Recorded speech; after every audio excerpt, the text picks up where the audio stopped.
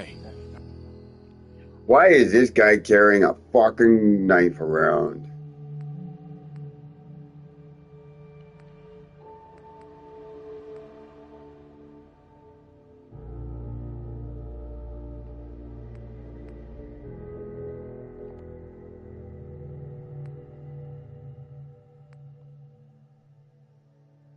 I'm listening.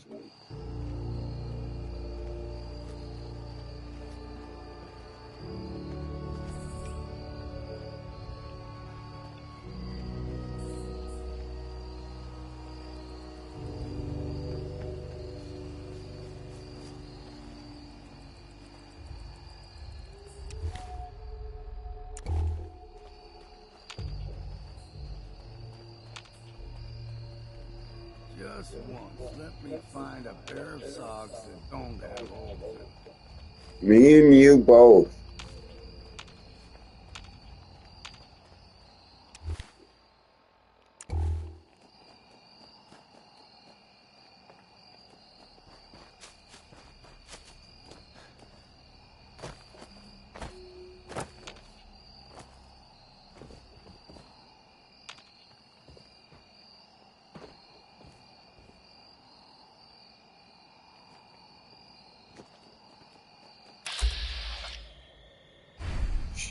Shit.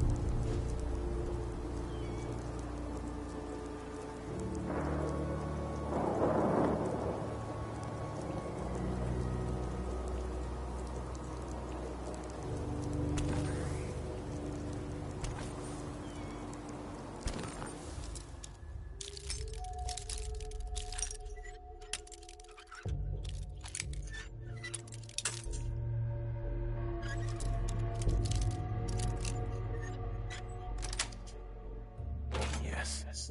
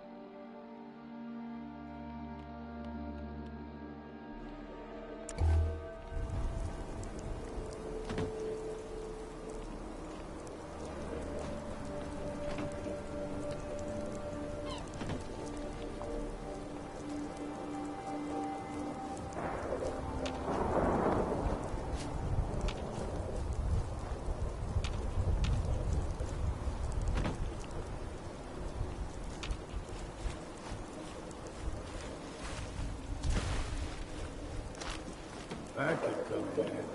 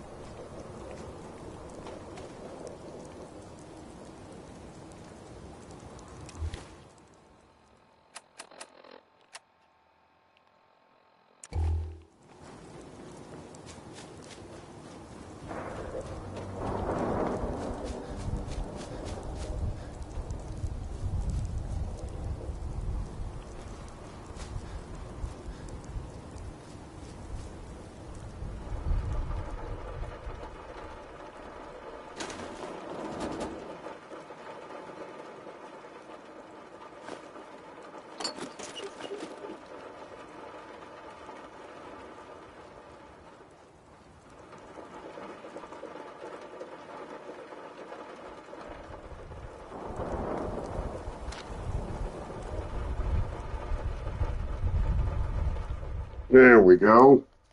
Finally. I made you stop, but those damn trappers keep sniffing around. I'm not going to pick a fight.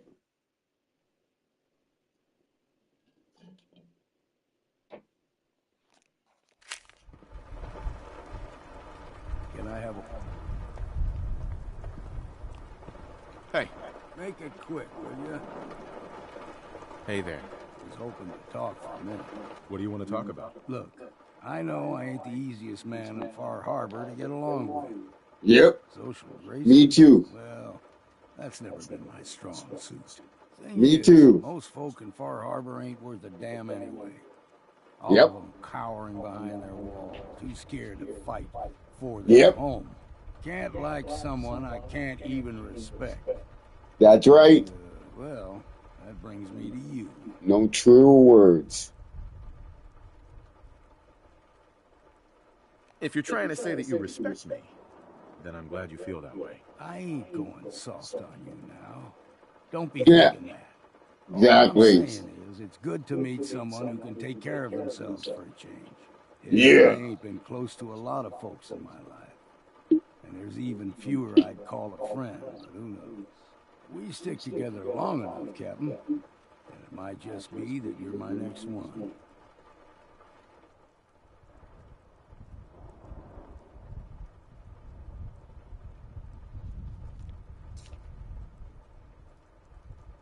That sounds good to me. All right, enough of this blubbering. You lead and I'll follow. Seems to be working out so far.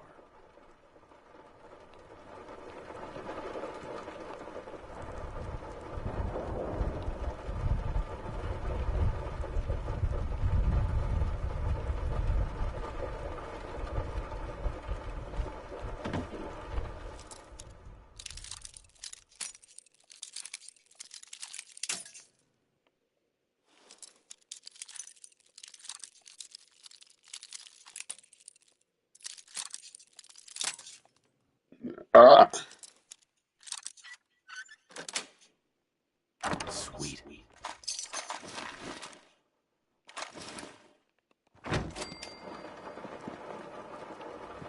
Hey.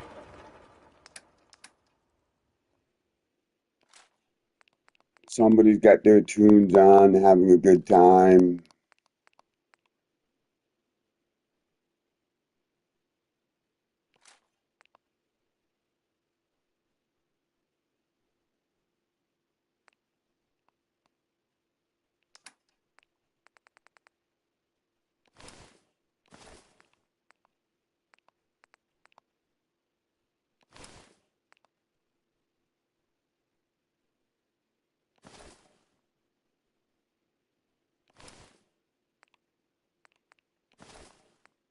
What?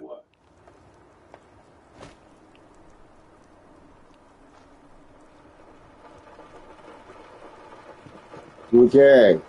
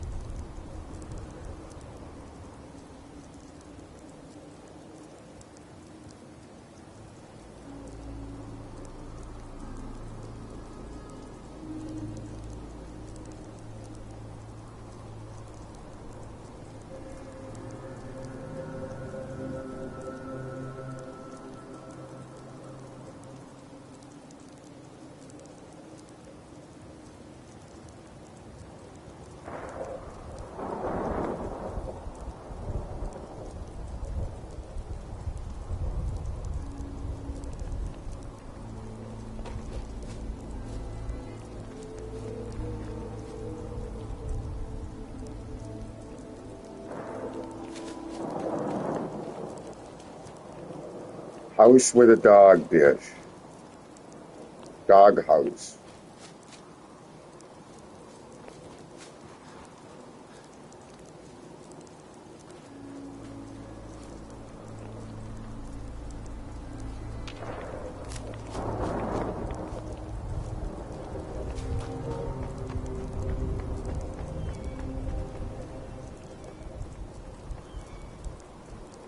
I don't see a dog house.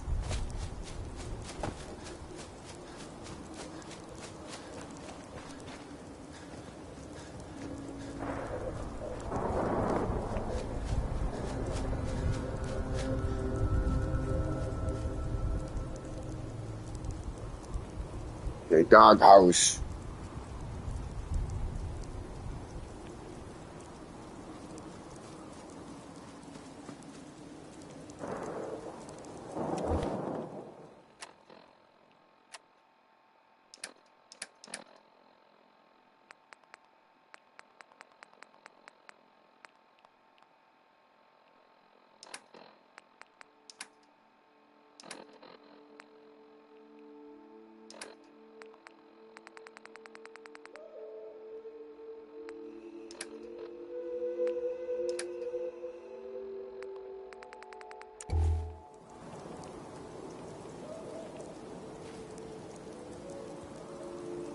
Heads up.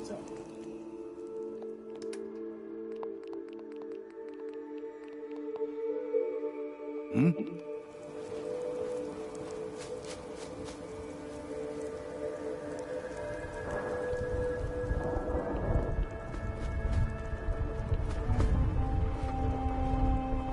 No such thing as junk.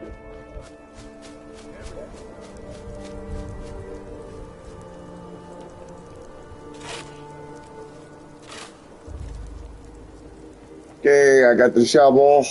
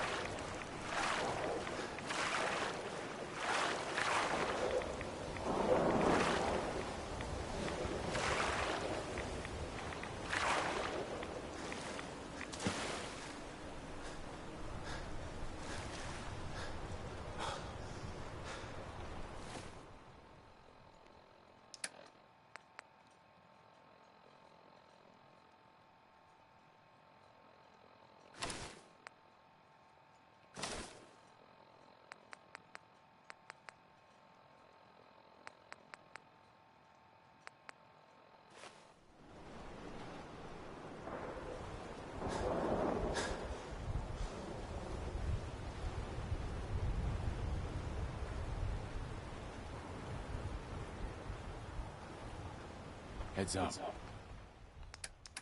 Ha! I got so far, almost.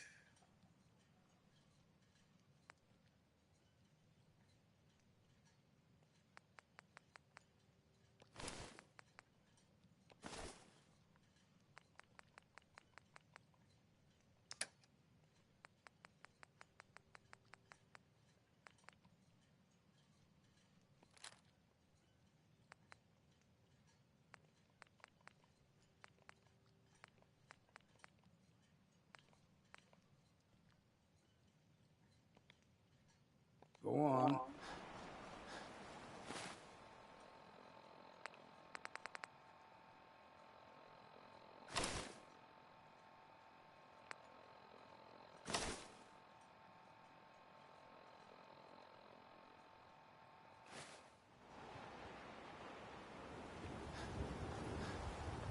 Look alive. What? See?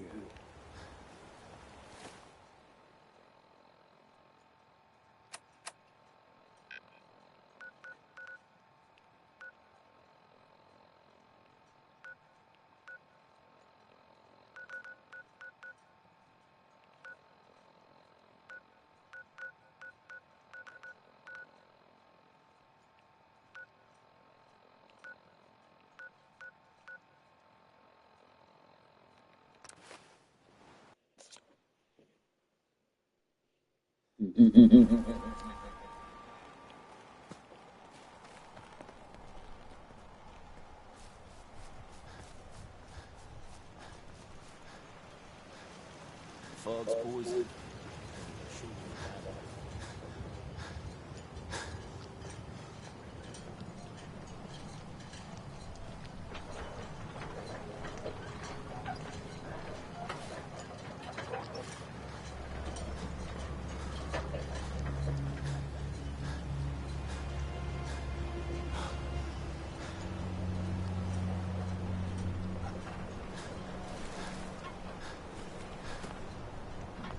I'm scraping by.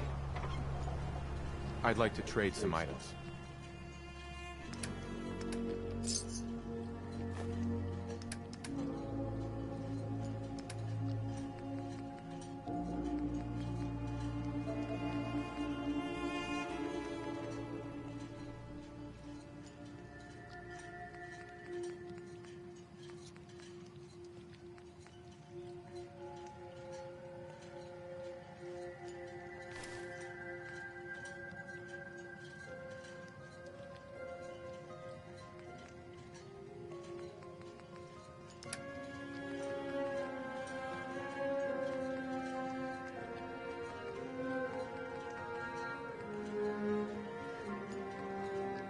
The children of Adam are dangerous.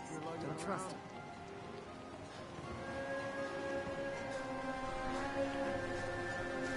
Look alive. Here's my kid.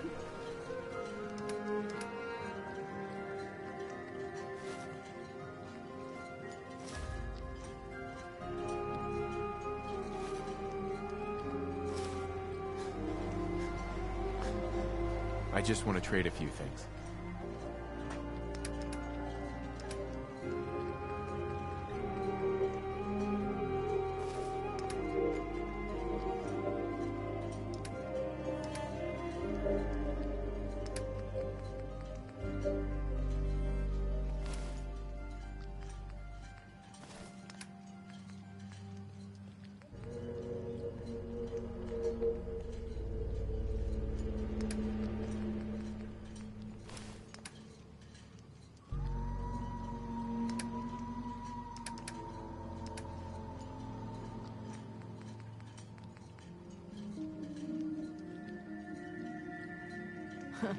My kids ain't gonna believe these stories about you.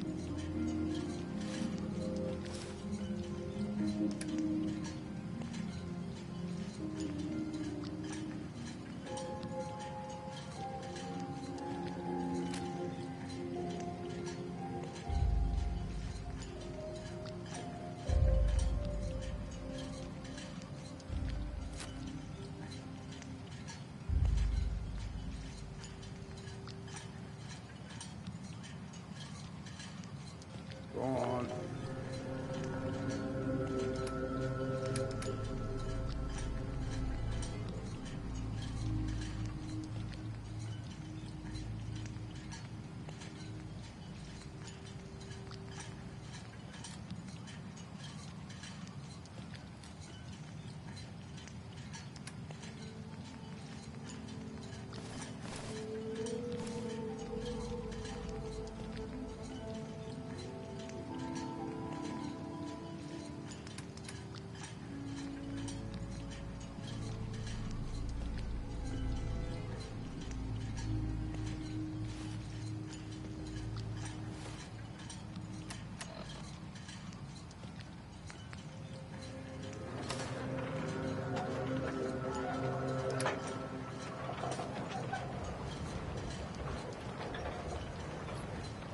Hey,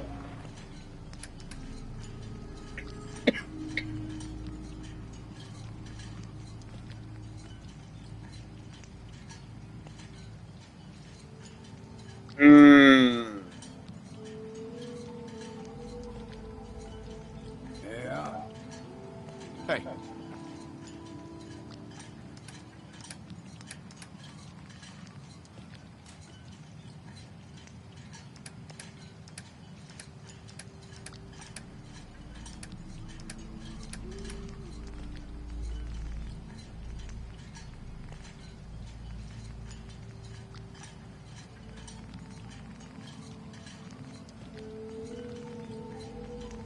A friend in need, a friend with weed.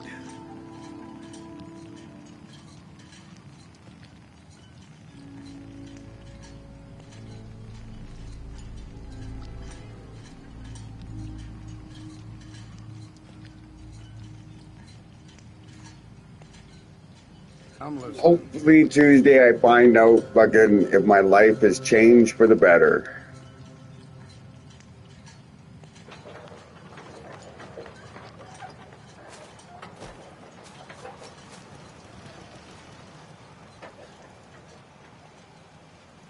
Okay, we got the Marine armor, one of the best armor sets in the game.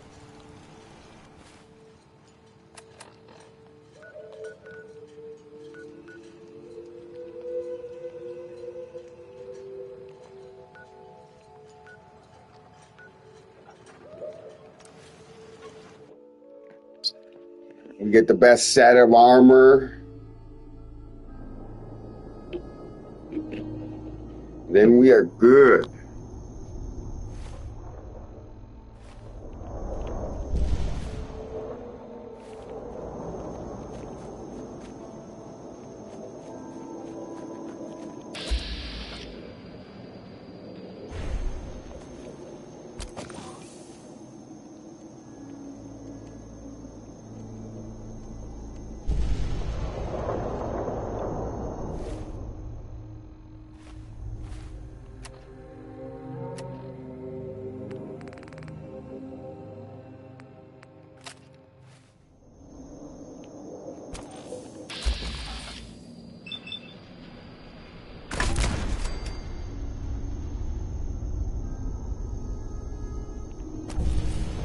I thought he would have blown fucking.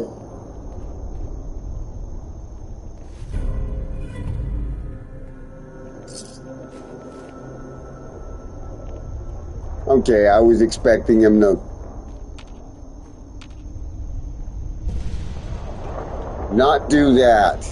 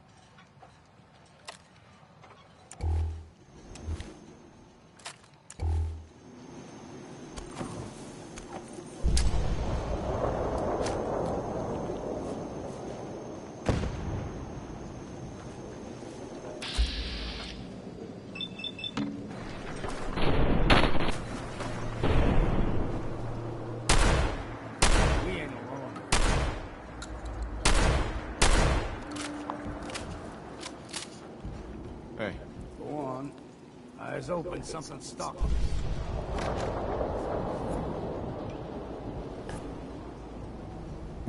Eyes must be playing tricks.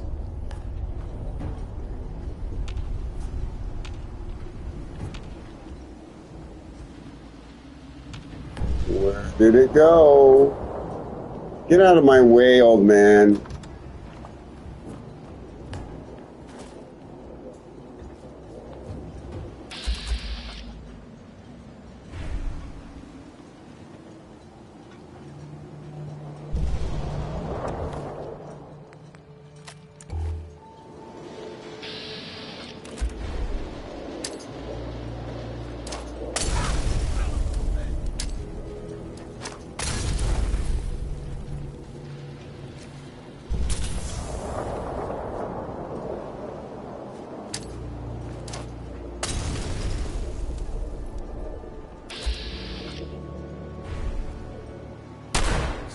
Something else.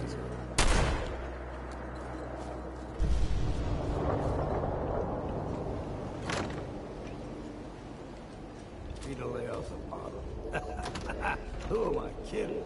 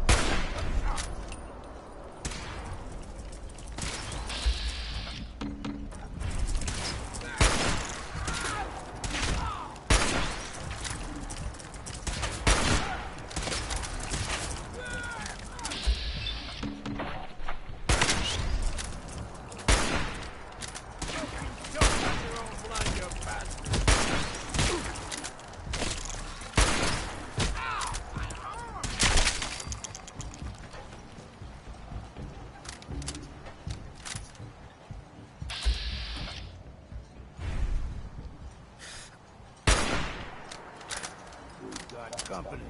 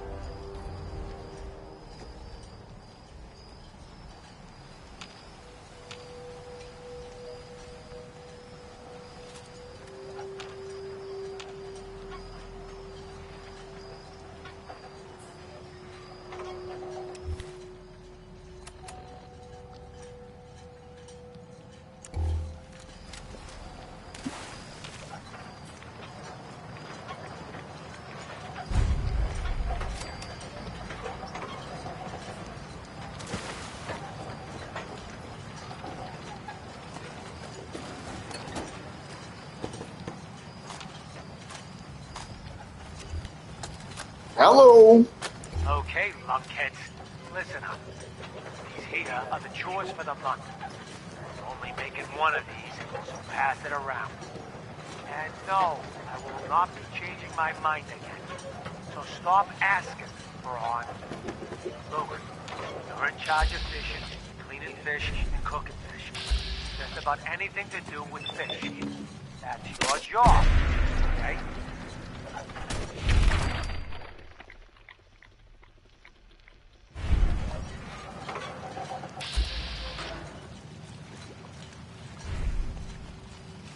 Rowan, you're on building and repairs. Seems like some of the baseboards keep getting loose or torn up. I'm not sure what's getting, but fix it. Braun. You've got brush removal again. Got a clear online of sights. Yes, you may have to work at night, you big thief. Yo, it's me, Luke from PS5 Messages. I'm the one who was going to get Division but didn't We'll swap around at want to night. have to pay for PS. Even you, Braun, don't even stop. Hold on, worrying. Luke. I'm going to my fucking YouTube page so I can read the rest of your This is how we get message. things done around here. Wait, is this thing still on? Damn it! Is it this button? No, of course not. I swear, I'm gonna throw this thing in the water. Hey, Lucky Luke. Yo, it's me, Luke from PS5 Messages. I'm the one who was going to get Division but didn't want to have to pay for the PSN in order to play with you except. Hope you're okay, bro. Well, then you can just buy the game. It's cheap. You don't want to fucking buy a PSN.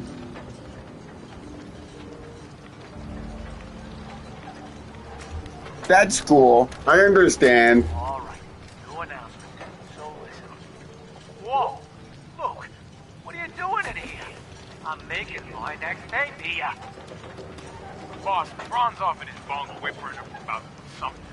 Says he saw something peering up at him from under the baseboards. Are you kidding me?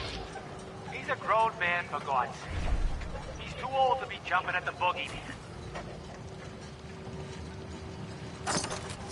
Maybe, but he's refusing to do his chores. On top of that, Rowan keeps hiding in the water and jumping out at him. Scares him half to death. Fine. Go round up those chuckleheads, and I'll have a talk with them folks. This place will fall apart without me, I swear. Oh, for crying out loud. This thing is still recording. Luke, how the hell do you make this thing stop? Big red button. Marcus, stop recording. This game doesn't take loads of memory. I knew that.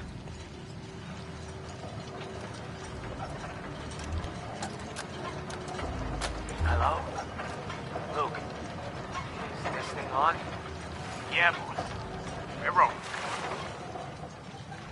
All right, good. Now get back to work. I can take it from here. This here is Bray Husky, leader of the Husky family, rightful owner of the land previously known as Haddock Cove. These here tapes are mine as well. We've torn enough scrap wood and metal from the nearby houses to build an outpost on the water. And if we make a go of it here, we build this thing big and tall enough, we'll be able to see pests coming from a good distance off. No one will be able to catch us with our pants down. Gray Husky, signing off. Did he just say Luke? Shit, Luke. How the hell do you turn this thing off? There's a million buttons on this stupid thing. Screw it, I'm just gonna unplug it.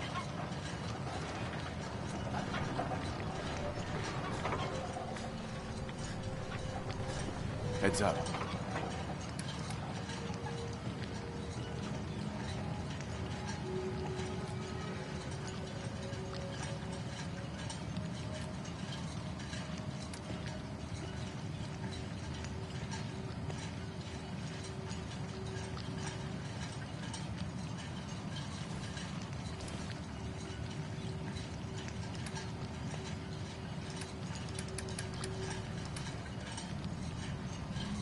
Fuck.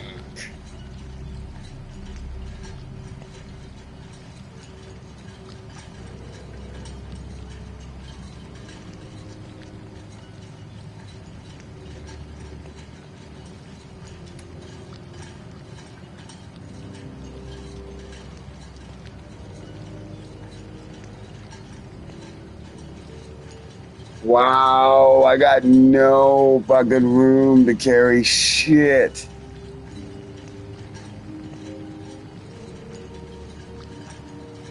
What's he?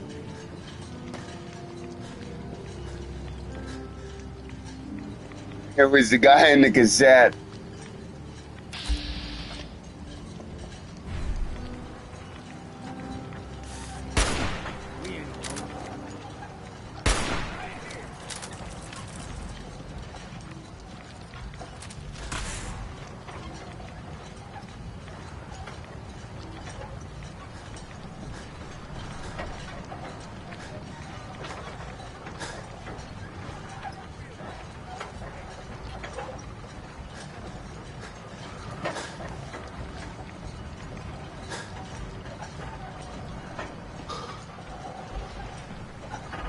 Where did it go?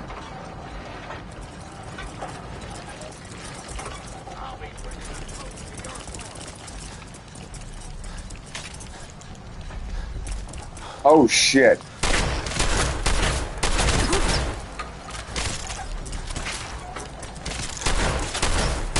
Teacher. Hauling all that gear around is just gonna slow you down. I could never get into Fallout 4, New Vegas. And 3 was good, but 4 was, yeah. Damn quick to decide. 3 is the I best. recommend trying it out. There is no fucking, you'll hear nothing from me.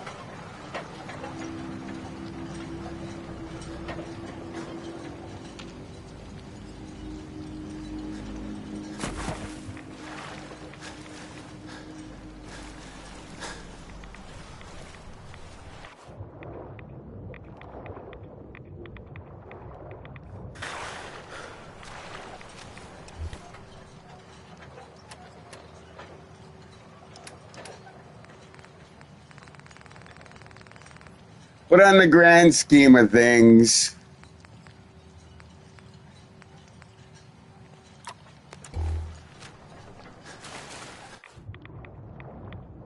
Fallout 4 is better than most fucking games that are coming out now.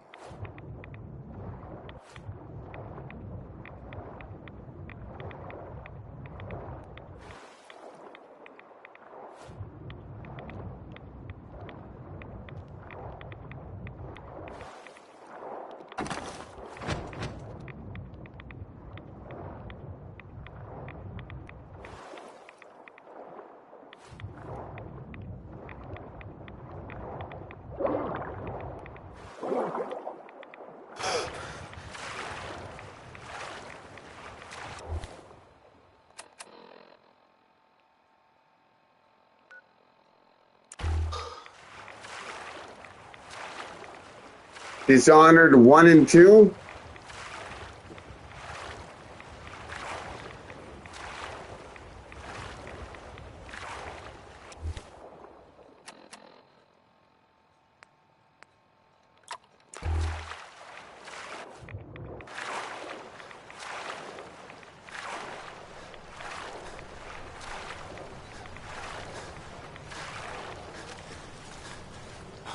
I'll give them a try.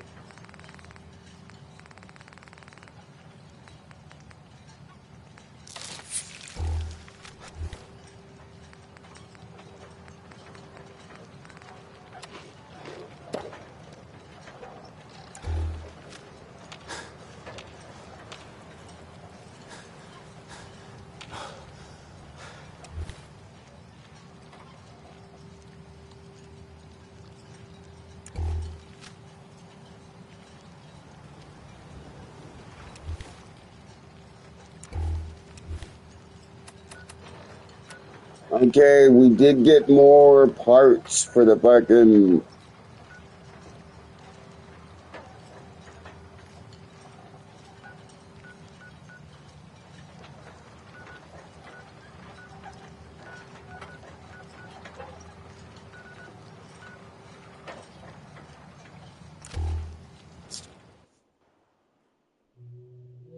Metro 2033. I played Metro when it was on PlayStation when it came out.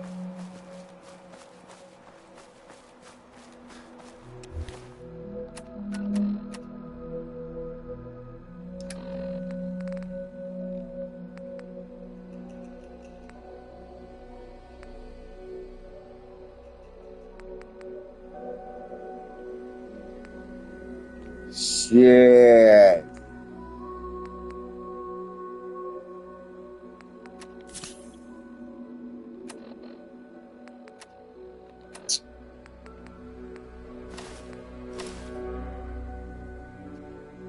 I'm losing more and more shit, but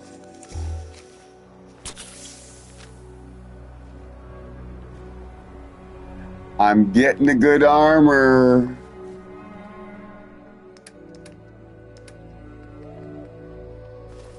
But I'm losing all my fucking good shit. my pockets.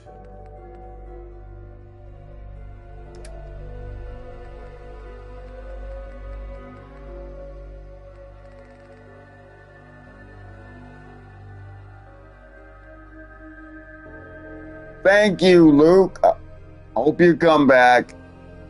Only person I've been able to talk to these last fucking bit. And since I have no weed or smokes, the only thing that's keeping me interested in this damn game.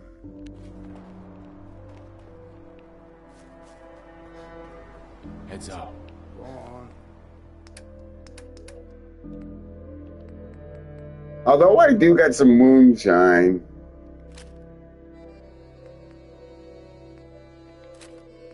I'm bored as fuck.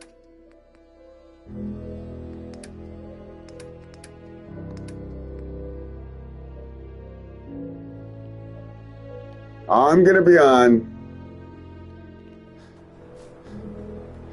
It's Sunday. No weed, no interest, no nothing. Fucking the only thing I got is this damn PlayStation in this game. So I'll be on.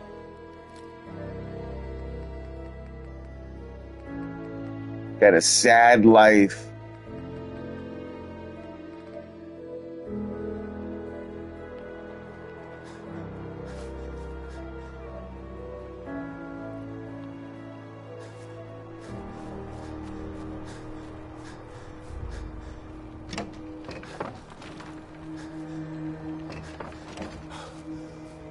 Why does it say I'm... Fuck's sakes.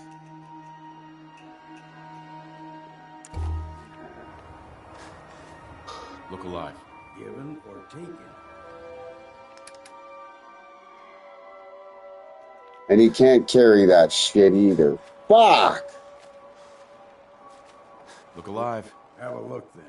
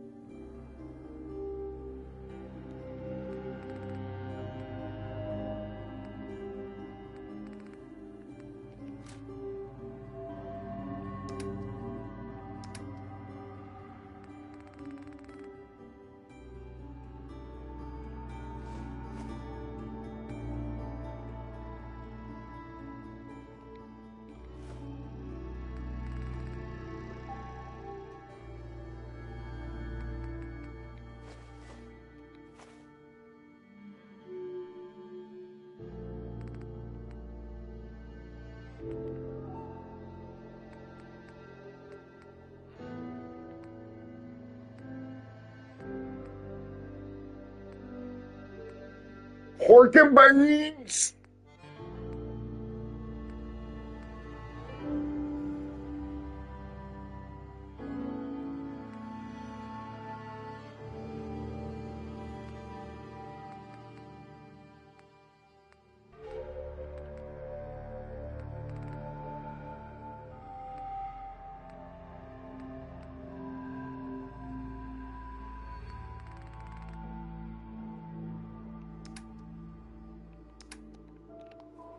Oh, that shit's gonna have to work.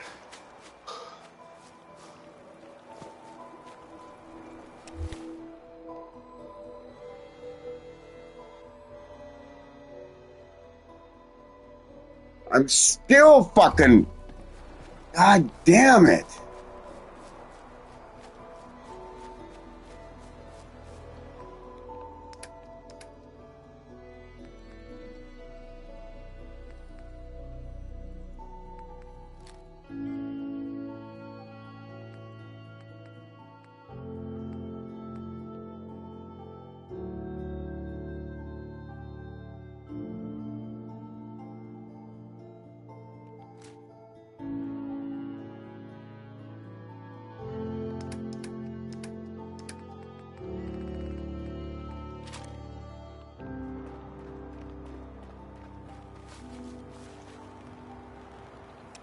Okay.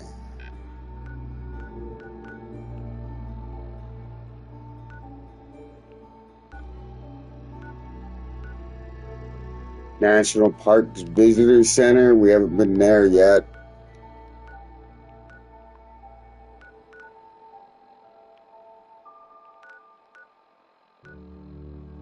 That's the last bit of our Marine combat.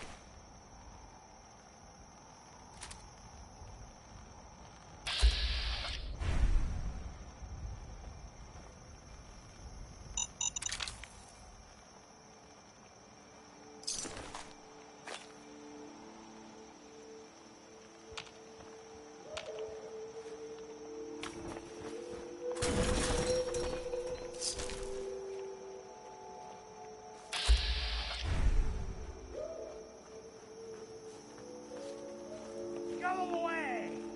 You see? He's still alive. Those corpses? They're from me! Unless you're ready for the long walk. Go away!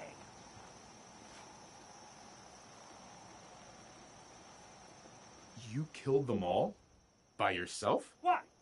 Just because I'm an old man, you don't think I can protect myself? Wrong!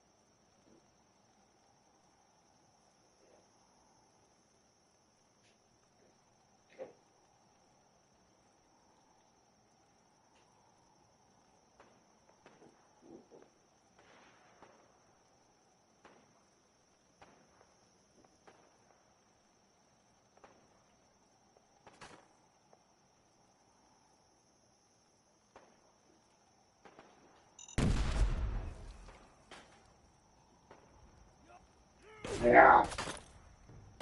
Oh, come on, look out. What the fuck is going on?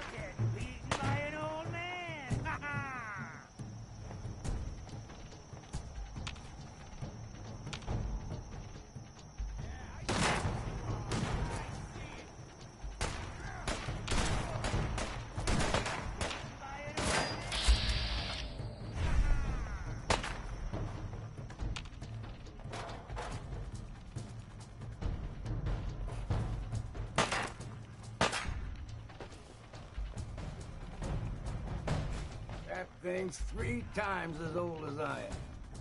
That's saying something.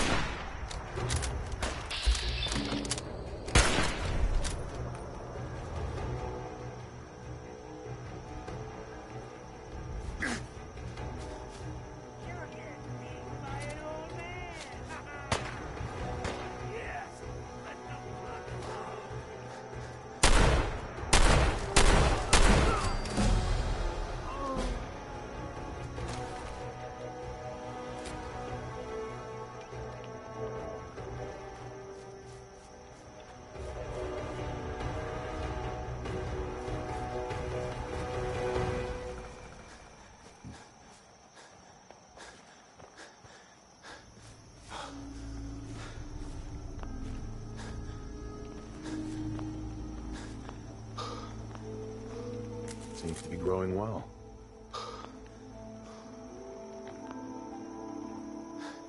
Or I wish 76. I can't find enough people to fucking play.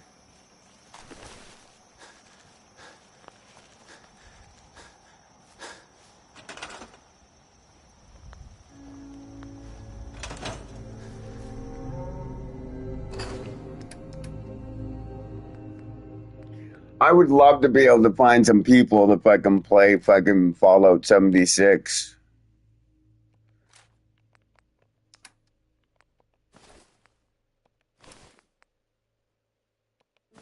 Or GTA.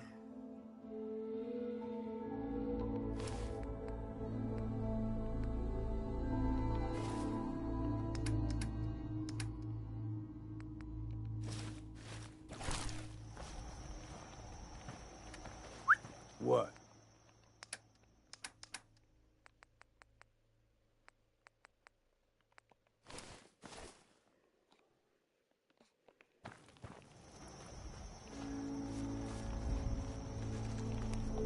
Hi.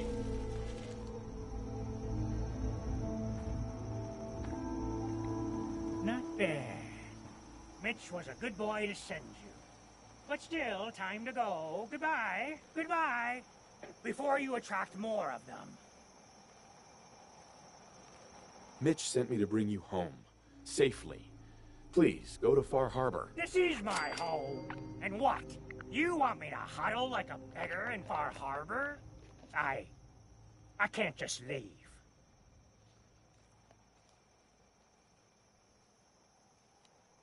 You have living family that cares about you. Are you just gonna turn your back on him? I am an old man. I just want to live out my days on my land. You wouldn't understand. I'm just turning an old man and I just want to die.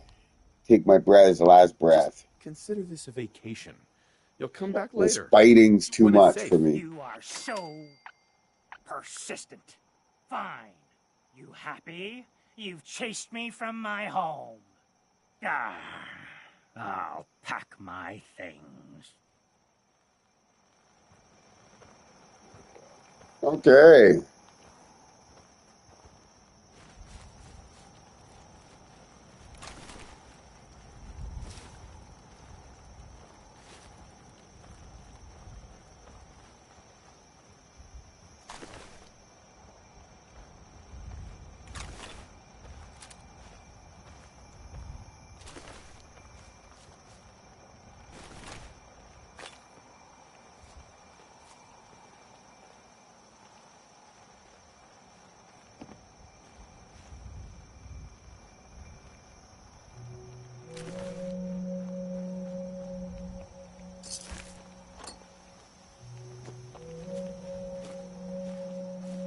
Meet my new base. I had to chase an old man out of it.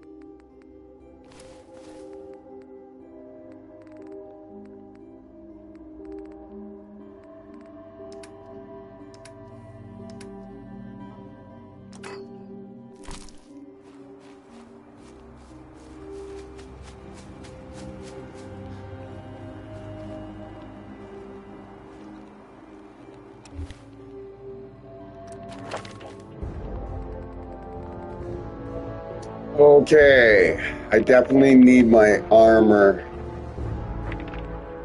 Gun nuts would be nice, but I need armor. Oh.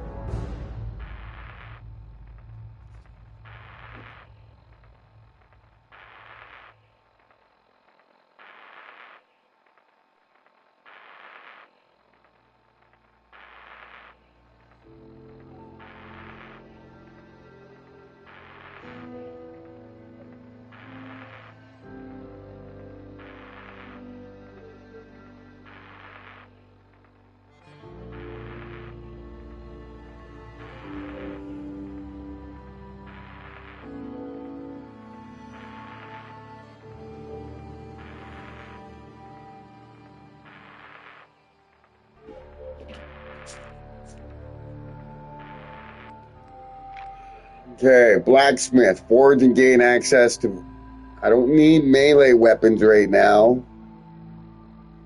I need armor. I need to be able to pocket my armor.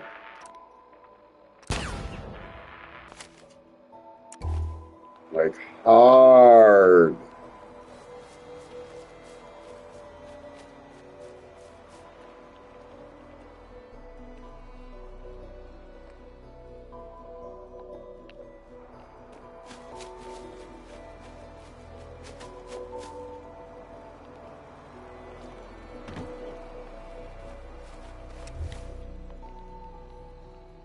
Okay. Unless somebody wants to tell me that there's something secret going on, I think I'm pretty much almost done with this fucking DLC.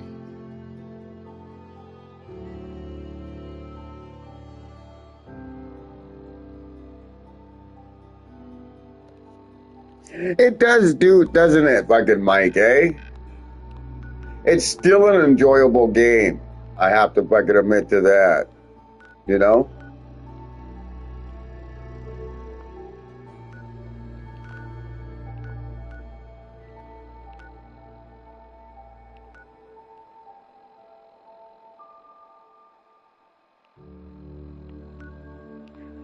Okay, we can finish this armor off and get the Marine.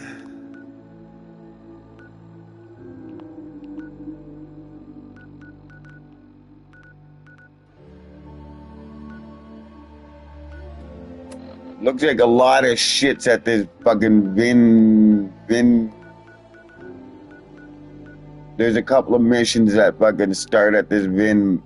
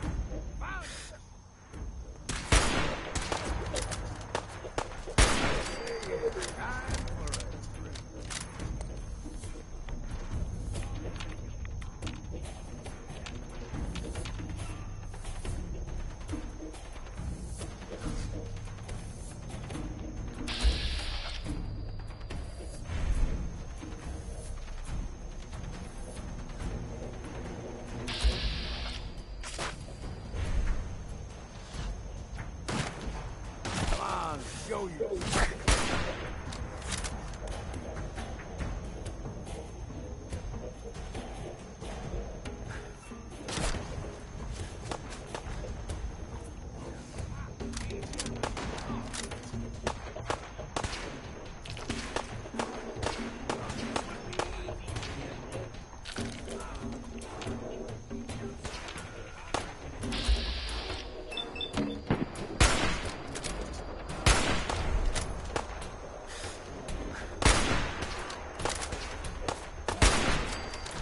Hey! EMT? What's EMT mean?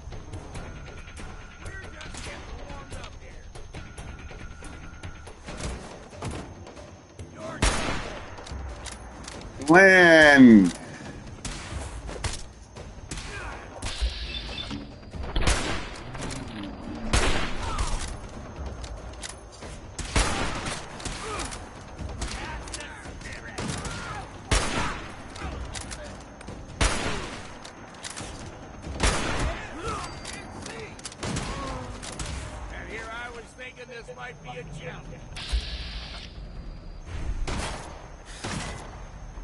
When are you getting your PlayStation 5 in order?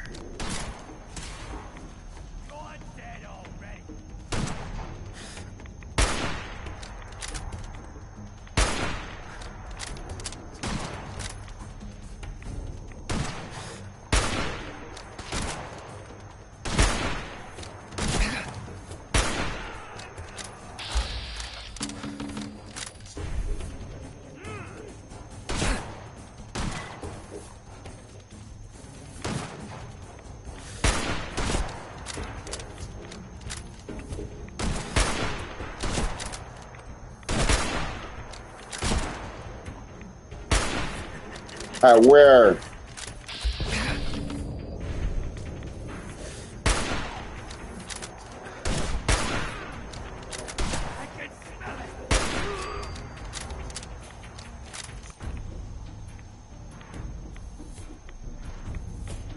Oh, Tuesday I gotta go fucking meet that lawyer for fucking get my face smashed in by the cops.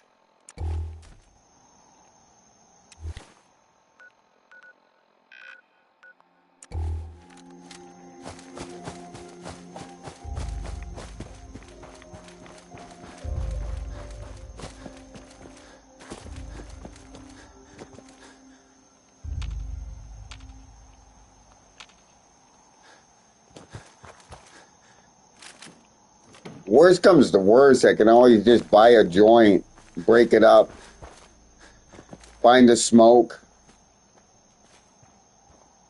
Well, there's that, and there's the $5 million lawsuit I already got fucking pending. And then there's the fucking $3 million lawsuit I also got pending. Would I like to be able to win these lawsuits so I can start living for once? I would love to, but I'm not going to hold my breath.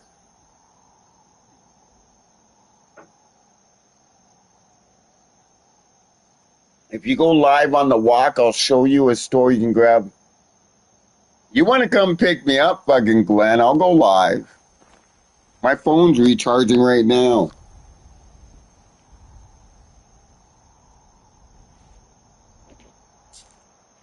I could fucking handle a fucking pack of smokes for $5. Beggars aren't choosy.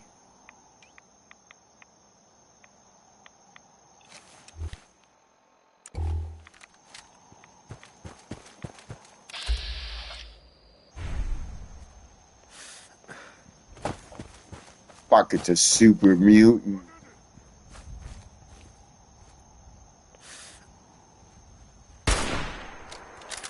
Eyes open, something's stalking.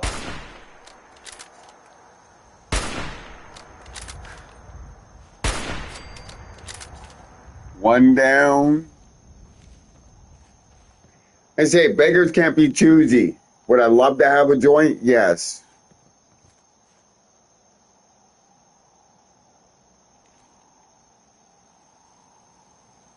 Yeah, no worries. Well, Glenn, usually I'd say no worries, but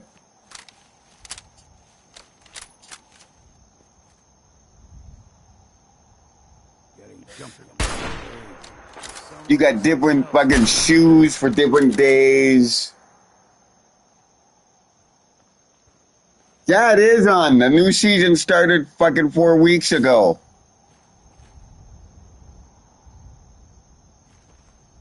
But I think I'm only watching the new Rick and Morty out of loyalty because I don't find it as funny as the other fucking seasons, you know?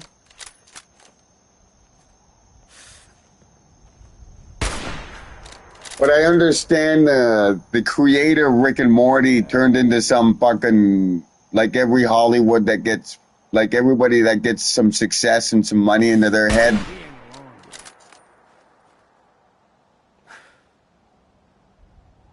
You have Prime, the channel service, City TV, Stag TV or whatever. You get a bunch of Canadian channels. Who am I kidding? Stack TV. If you have Stack TV on Prime, you have Rick and Morty. Eyes open, something's stalking us.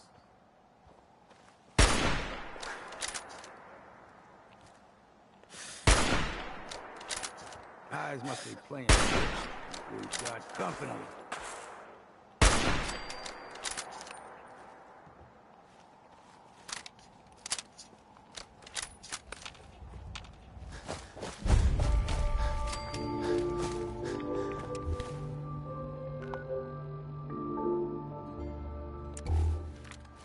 Nuclear launch keys.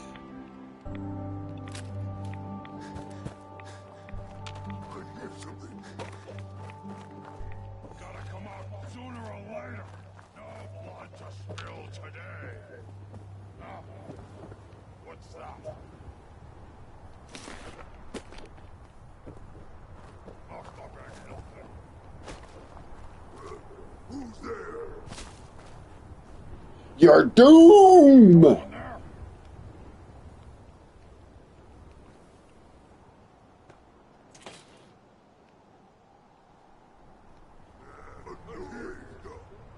Stupid noises. What is it?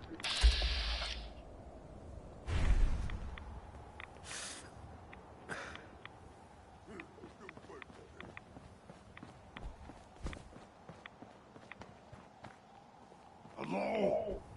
Someone there? Hello? Goodbye. I'm going out to kill you, dumbass. Oh, you got a dog with you. Suffer! Suffer and bleed!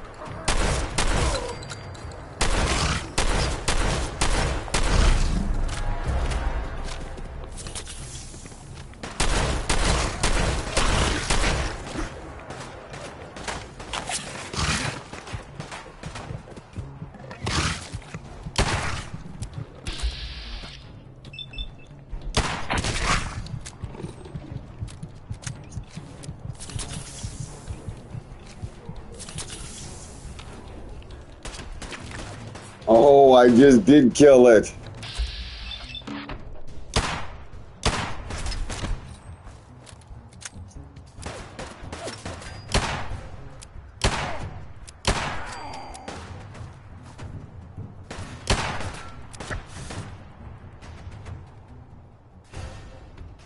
Where's my fucking companion?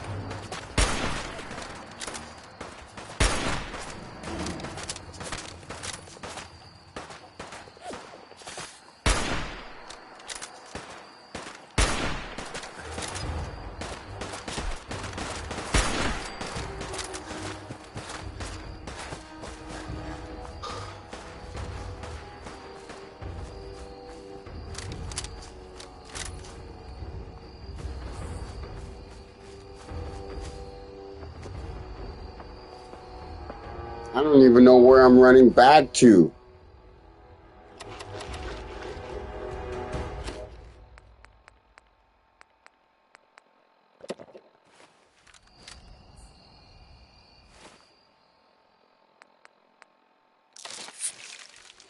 Such a fucking loser. I can't even get this done.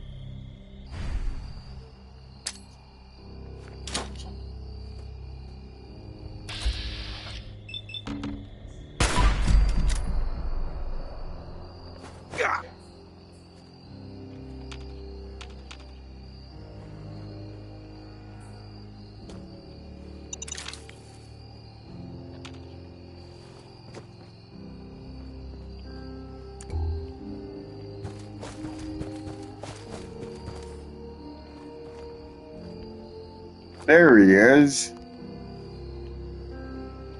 Fucking useless as a tit on a nun.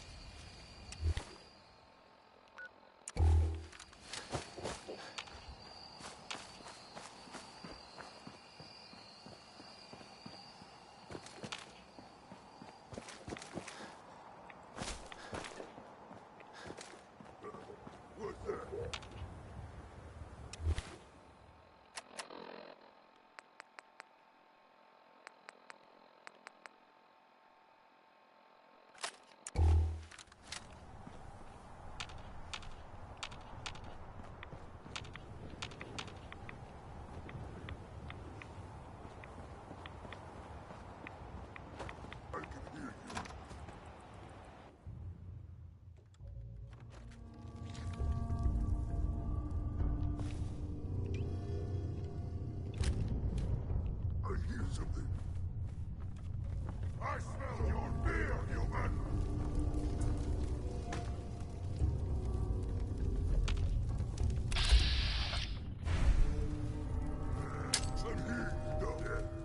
Eyes open, something stuck.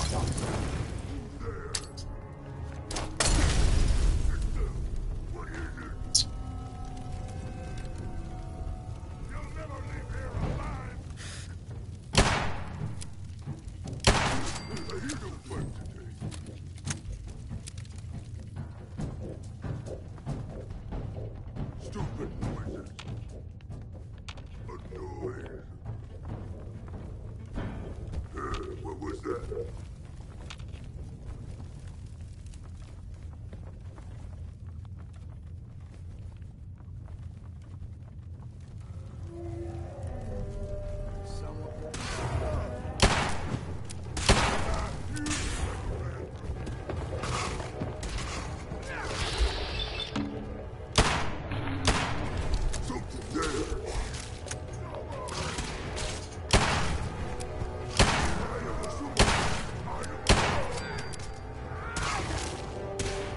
Time to stop for a drink, yeah?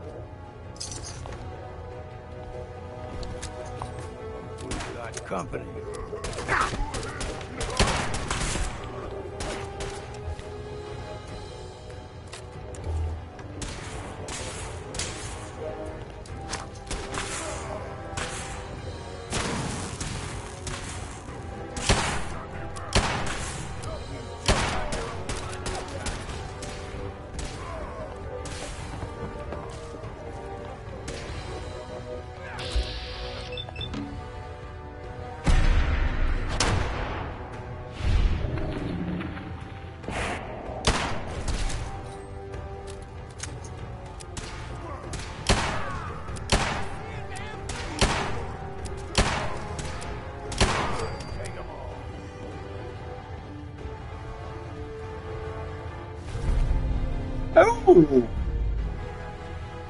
That might come in very handy.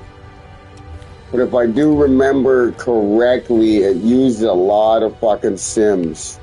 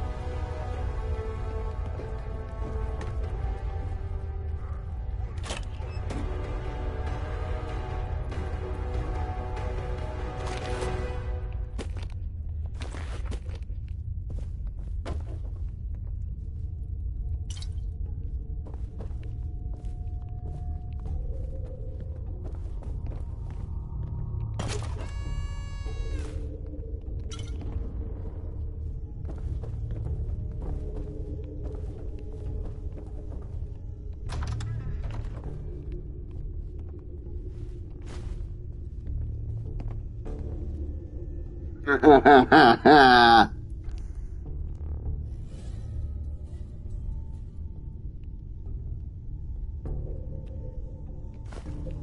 always wanted a garden gnome and a bathrobe. I could look like Hugh Hefner and feel like a fucking fugly fucking welfare version of Hugh Hefner. Walking around my little fucking shack thinking, you know what? Thinking I'm all that.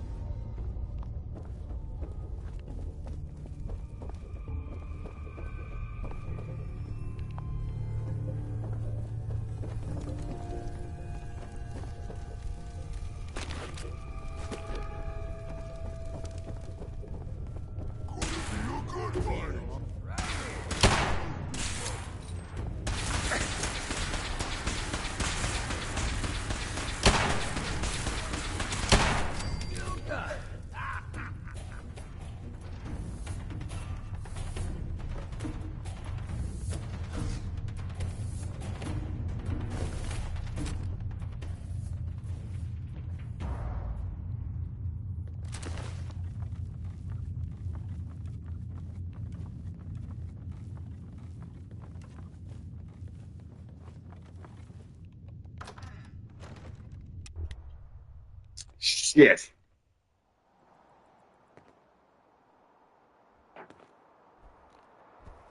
No more hiding from you!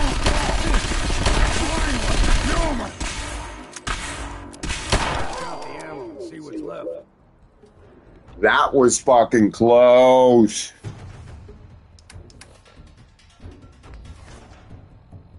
Pork and beans!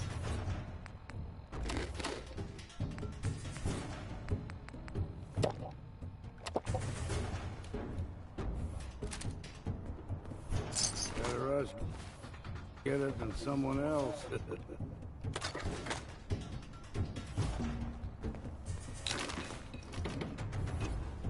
I don't know what I'll need a yardstick for. Just, god damn it. Hey, If we're taking a break, how's about a strong drink?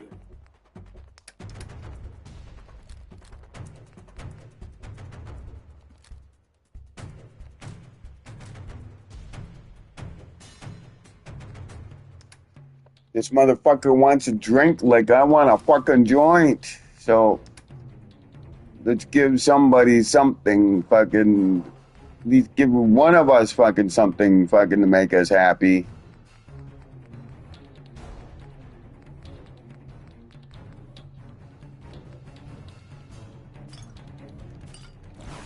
Give him the rum.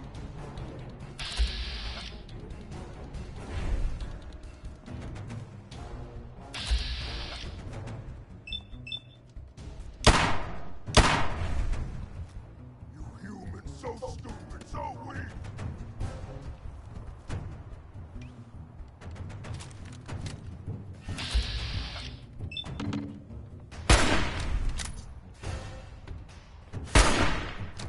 What was that?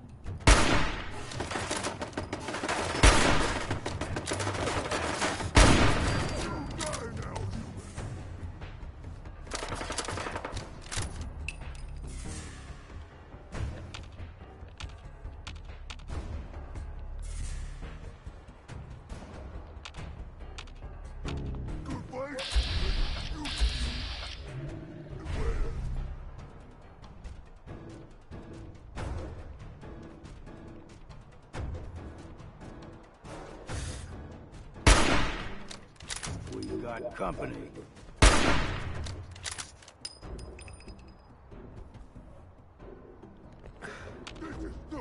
Getting jumpy, my old age.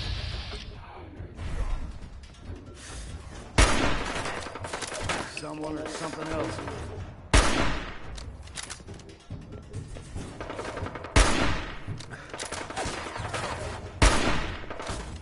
Sure, something was there.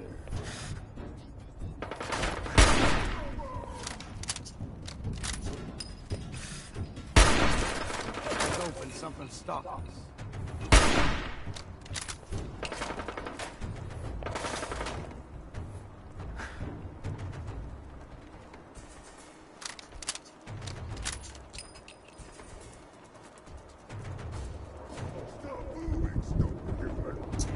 Well, if everything comes fucking to fruition and I win a lot of money, There's someone or something else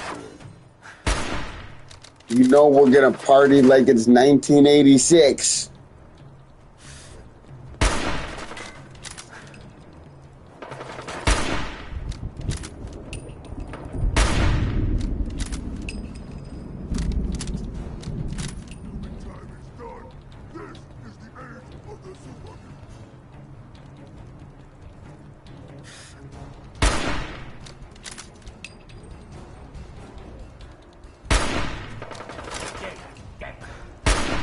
Eyes open, something stopped us. God damn, I missed two shots.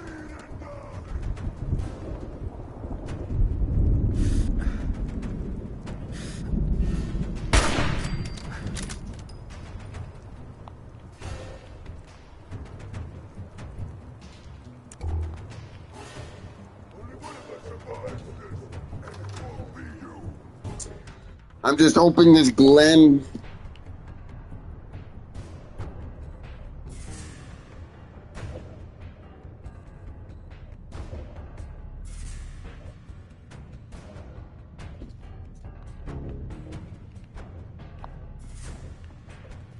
Glenn, don't let me down. You always have a bad habit of it.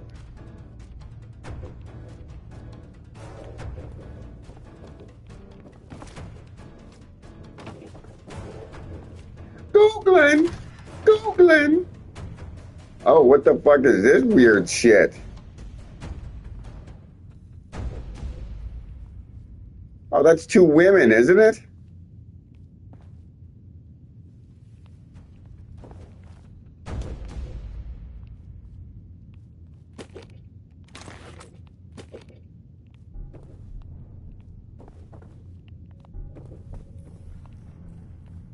Okay, so two women took their lives here.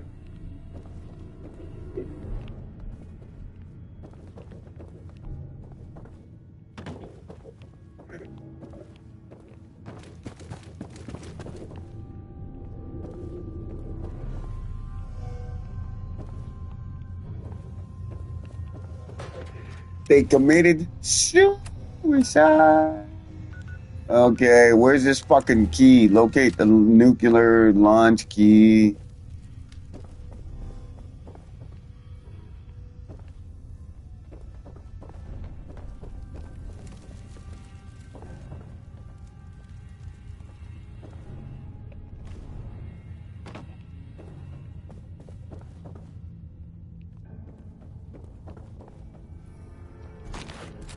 Collecting antiques, are you?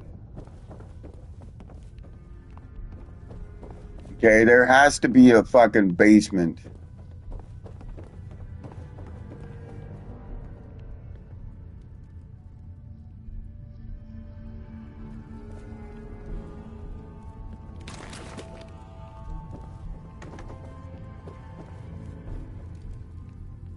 Okay.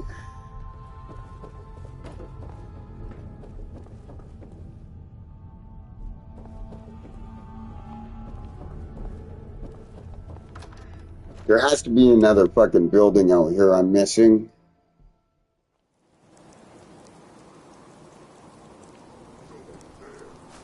I hear something.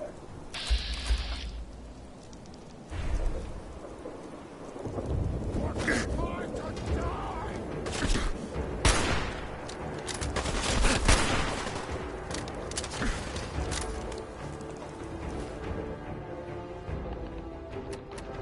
Fucking super mutants.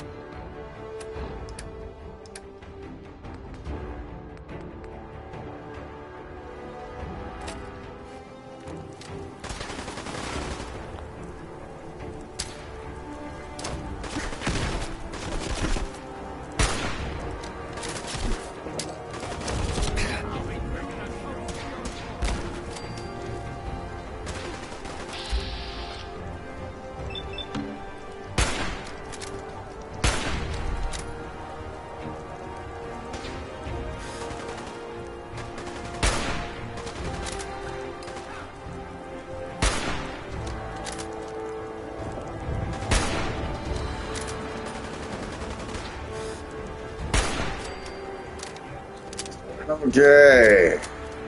I got one bullet to this fucking gun.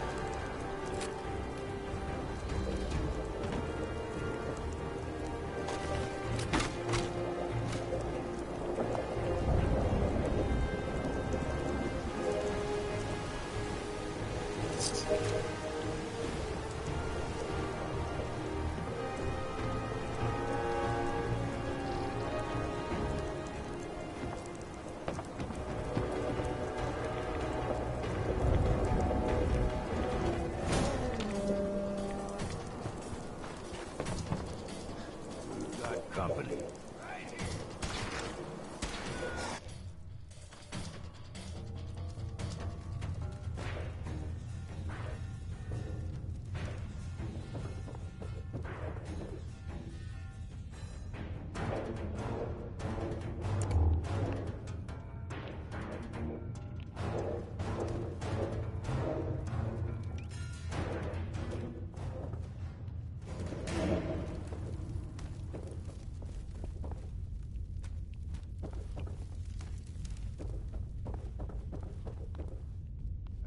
Run off and don't come back.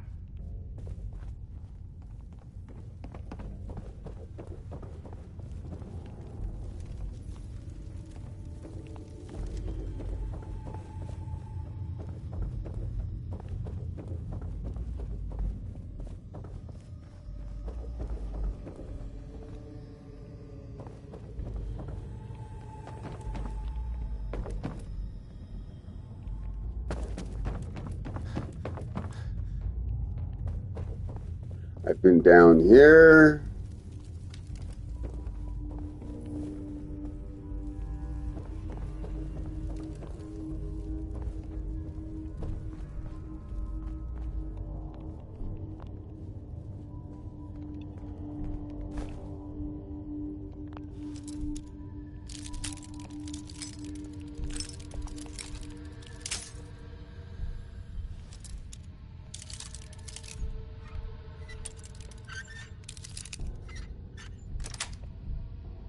That's it.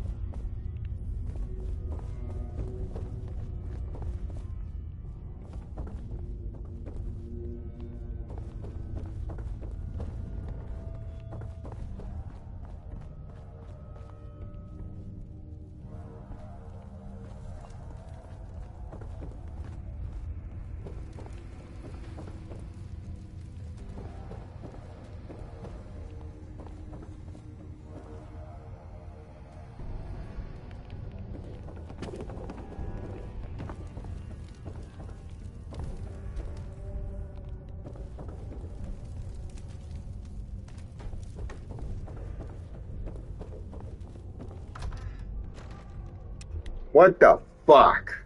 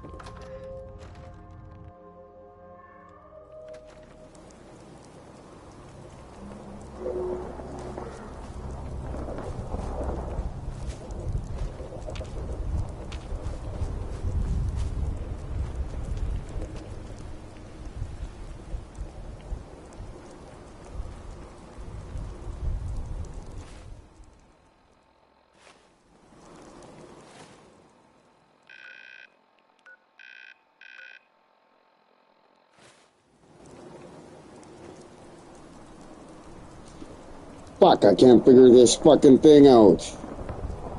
Where the fuck is it?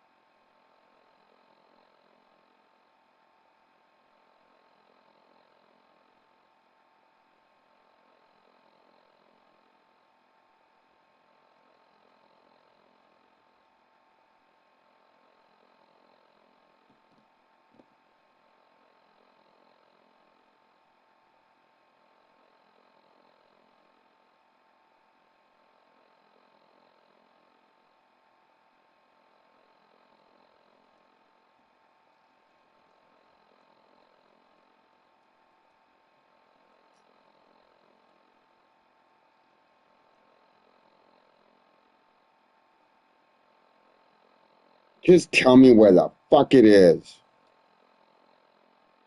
Okay. That's a goddamn fucking... I don't have a fucking power fucking robot shit. Where the fuck is this goddamn key?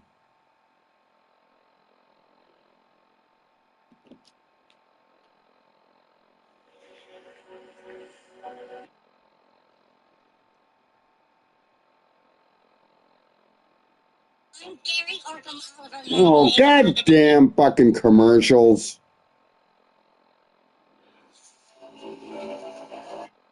Northwestern. Could Captain Wabash have been meeting this Franny at the Harbor Grand Hotel? To find out, we need to take the road east from Southwest Harbor. Eventually, we see the ruins of the Harbor Grand Hotel. Just shut the fuck up and just show me where the fuck I gotta go. Super mutants, but we don't see any just yet.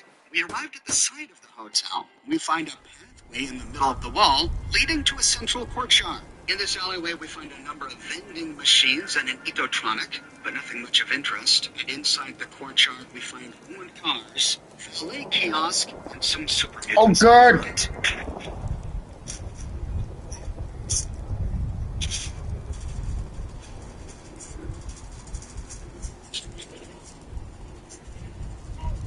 The other mutants are attacking us from the rooftops of the building. My character isn't a sniper, she can't reach them from here. So moving to the eastern side of the building, we can go through the front door. We arrive in the lobby of the Harbor Grand Hotel and immediately get attacked.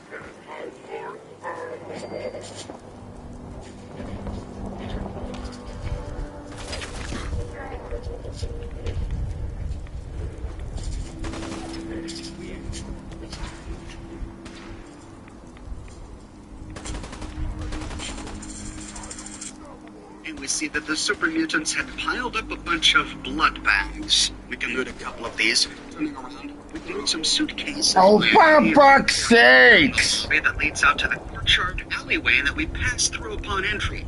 We'll explore the other side of this in a bit. The southeastern corner of this bottom floor was, I think, a place for lectures and events. God damn it, who cares? Get me to the fucking where the goddamn key is. We see the side door that we enter. Here we I need the goddamn history of the fucking thing. We see the western door is boarded up, and that's the ground floor. So we can head back upstairs to this loft level. We find a hallway immediately to the west, leading to the hotel rooms, looting the corpses and blood bags. Oh my god, this guy's a fucking retard. West, this one leading to a kitchen. We'll go here for now. We find the corpse of a vicious mongrel on a table with his head chopped off with a machine. Shut up! The super mutants were digging in. Nearby is an advanced locked explosives box. We can loot a blood bag on a range. We find a Vim in a fridge without a door. Fuck! This guy's a fucking idiot. Who is this douchebag? Oxhorn. Oxhorn, shut your fucking fat mouth and just give me the fucking location of the goddamn room I gotta go.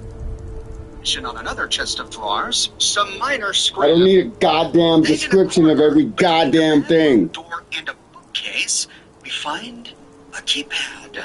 And then we remember the code to the safe room.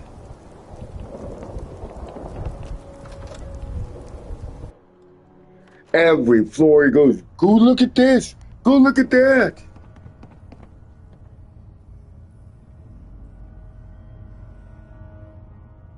We can move to the wall to the west. Here we just find a Vault-Tec lunchbox in a drawer.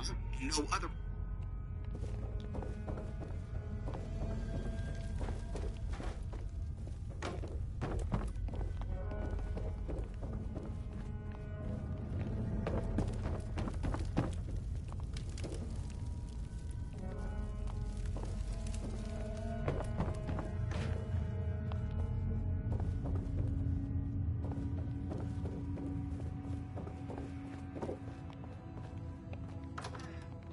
God damn it. Through the kitchen, back to the loft, and rounding the corner to the hallway, we can see what was over here. We notice a staircase leading up. All right, we would.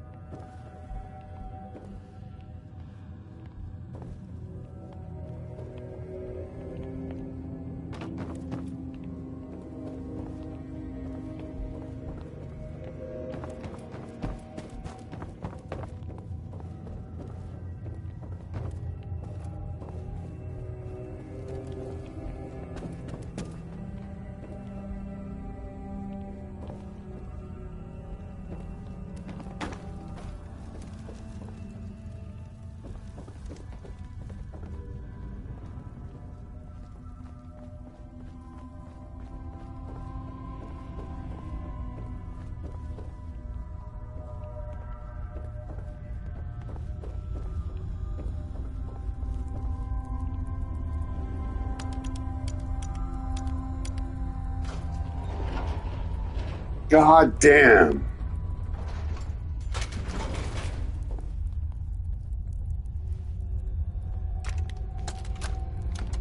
Where are you, Glenn? It's me. I'm at the Grand. In our old suite. 485130. That's the key to the safe room they installed in case of the bombs. Franny, I need you to come quick. I don't know when they'll be coming for me, so I prepped the boat in case we need to make a rapid exit. But I can't be a part of this. Nuclear war? I won't do it. And I'm not gonna let anyone else use my submarine to blow up the damn world. Please, Franny. I need you here. This is the end. Let's spend it together. Come on. Sub. I don't remember anything about a sub. Got it.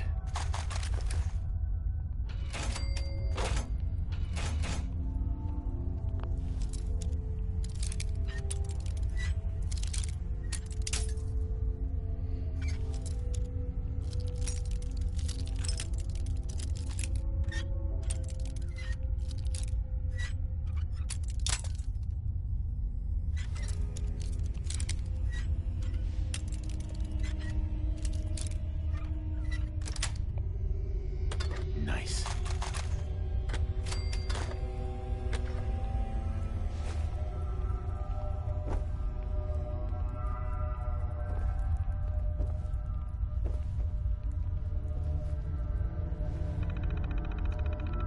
Okie dokie.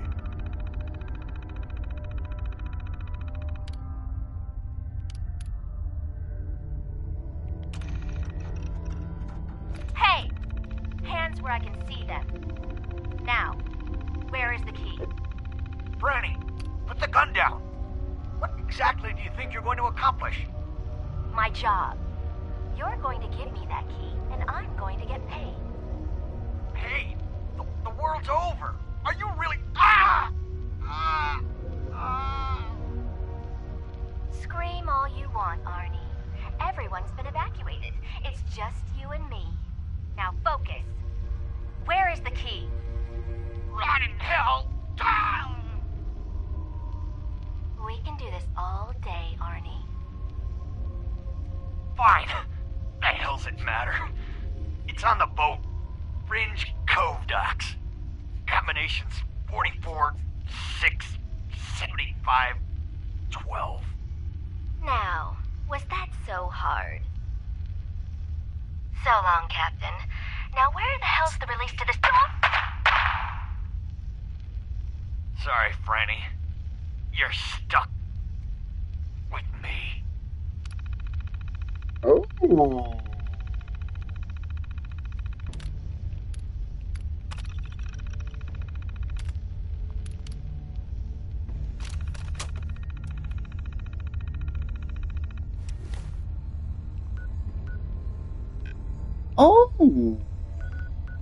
The double cross. I was just there.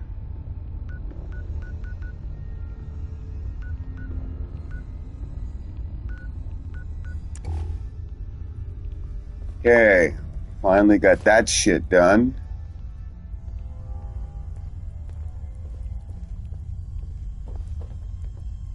Fucking pissing me off to find this stupid room.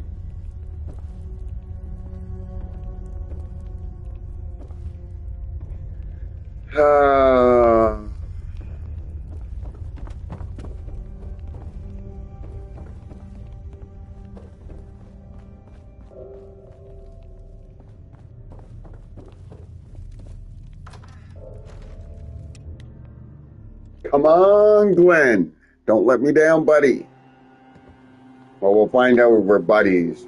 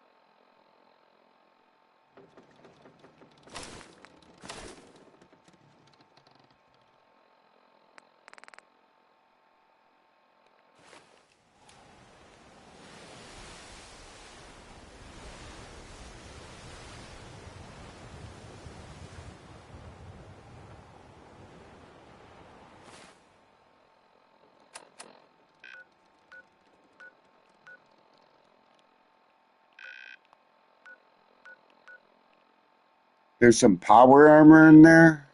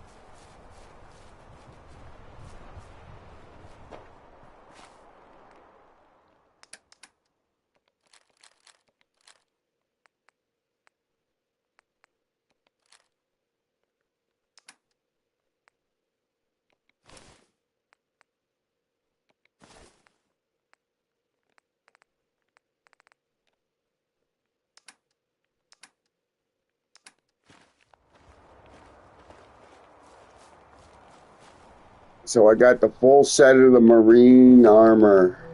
The best non-power armor there is.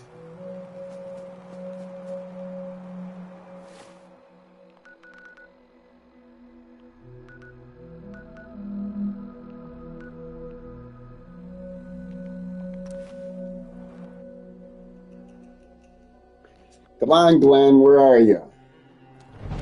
I'm too damn sober. Shit.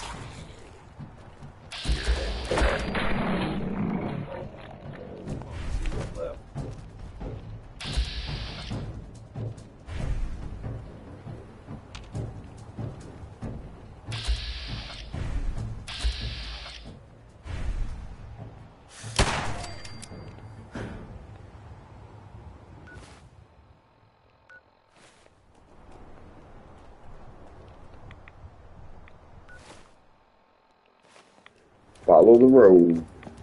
On the road again. Just can't keep. Isn't that a red rocket?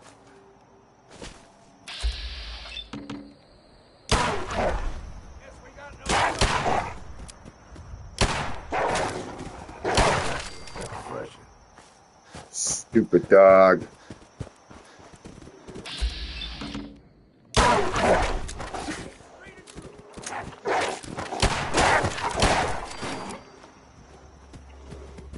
Something's there.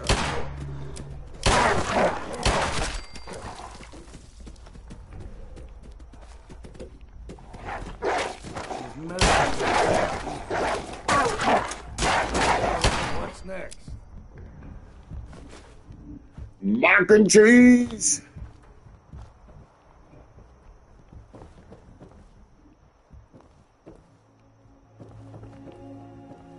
Pork and beans. No sense turning your nose up at something that might be useful.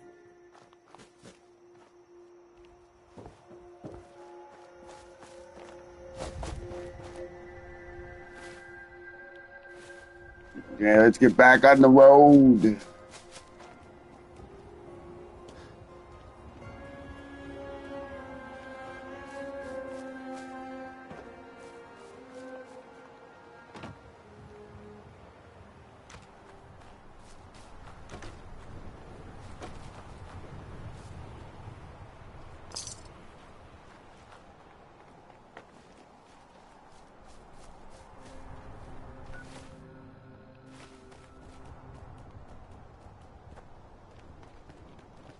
Okay, if you don't know, we got the Marine armor, which is one of the best sets of fucking armors in the game.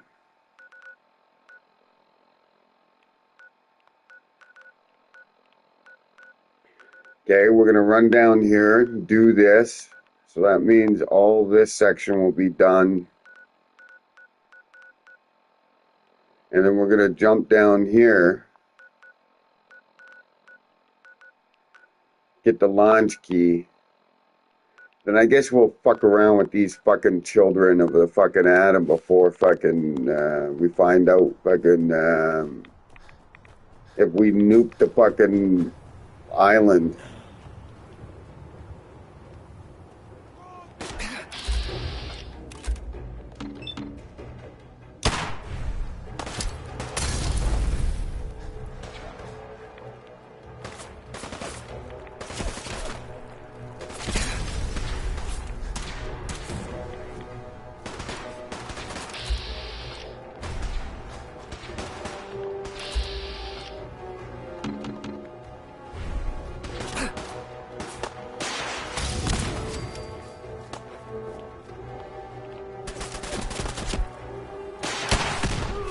Oh shit.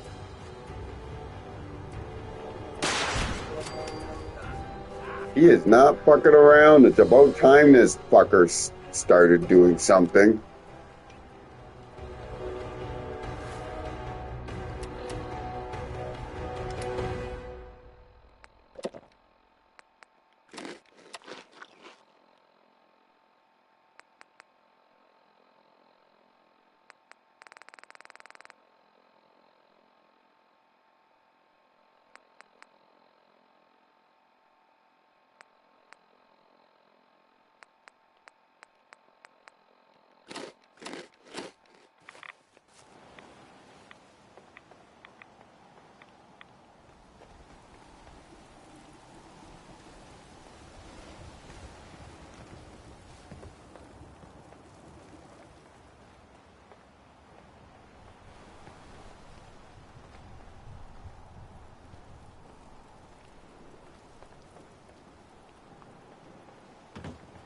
Well,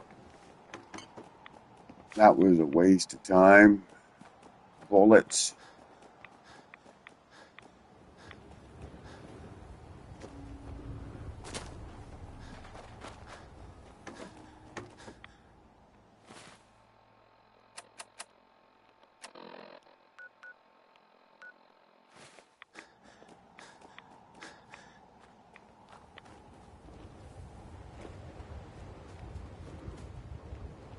Something tells me I am not gonna like this level.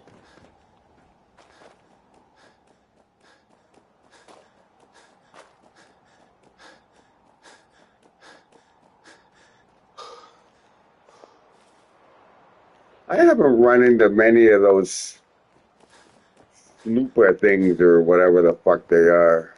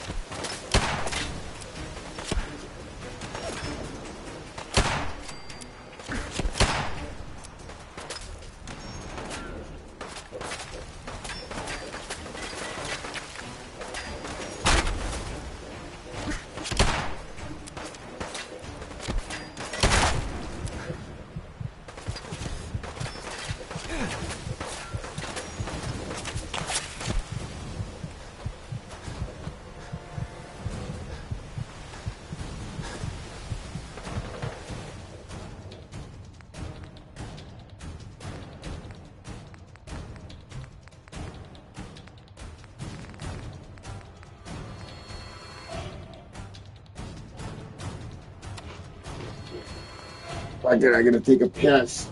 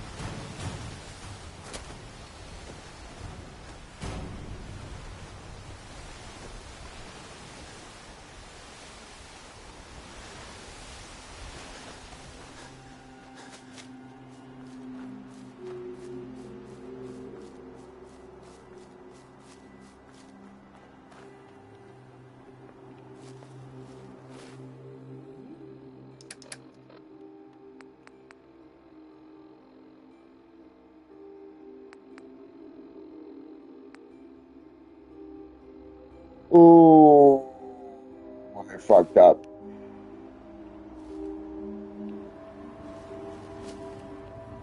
Hey, Make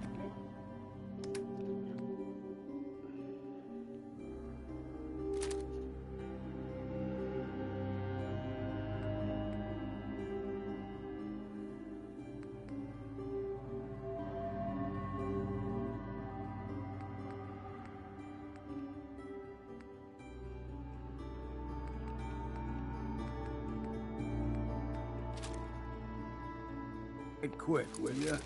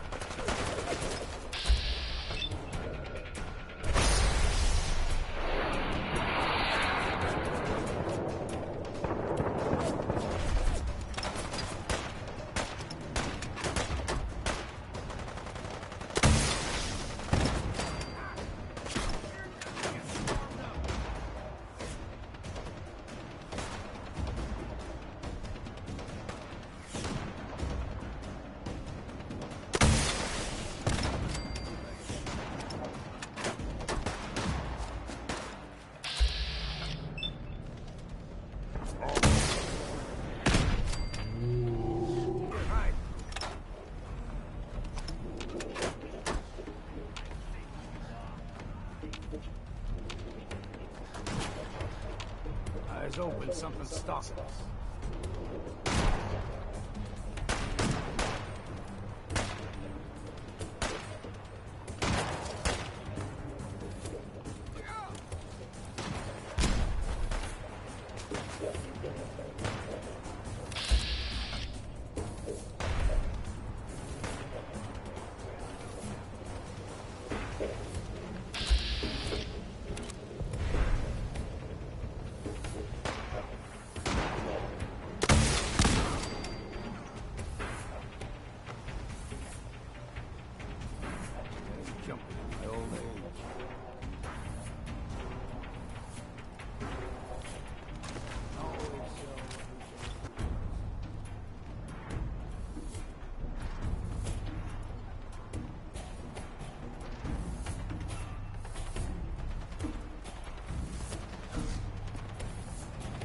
Turpentine.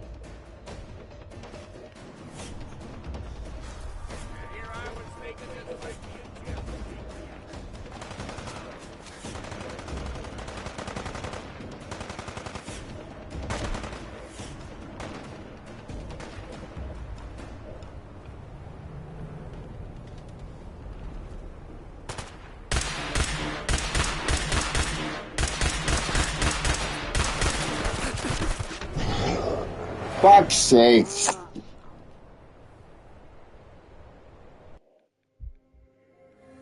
I guess Glenn's not showing up.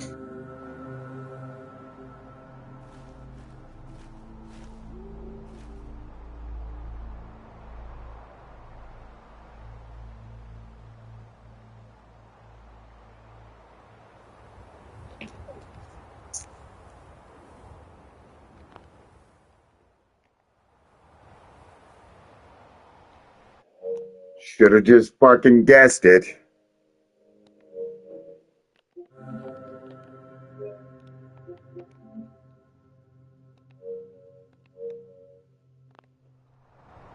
I ask, why can't somebody say fucking do what they're gonna say they're gonna do?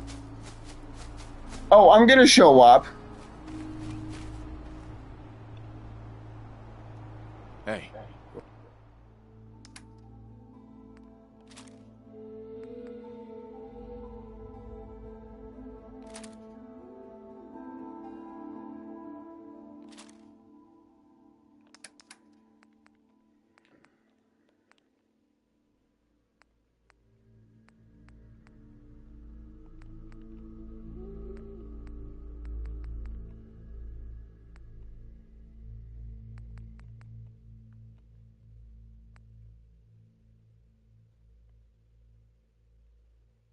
Go on. Hey. Have a look then.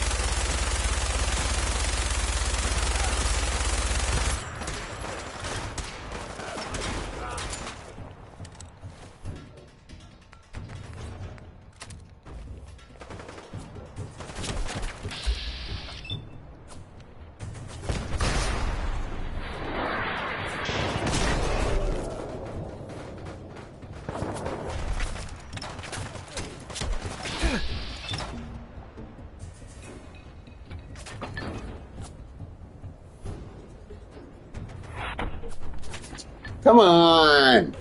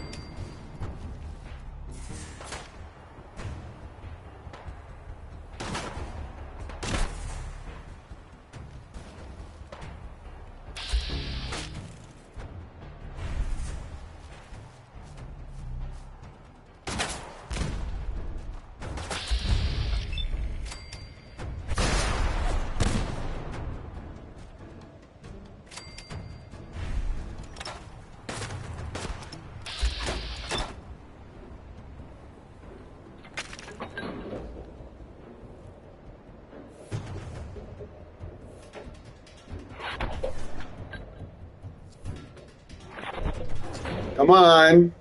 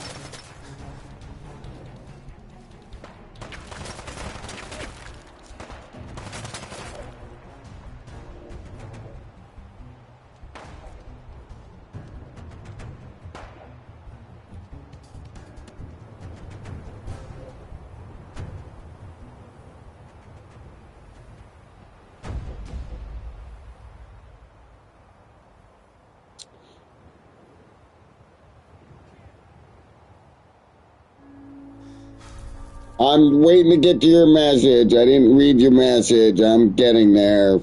Fucking piece of shit. Fucking phone. I didn't read your message. I'm getting... Did the cops stomp you out? Yes, they did. Hey, you have some nice videos. Thank you, Exposed Wicked Clown 27. Give me 5 to 10 minutes. Jumping in the shower. That was over, what?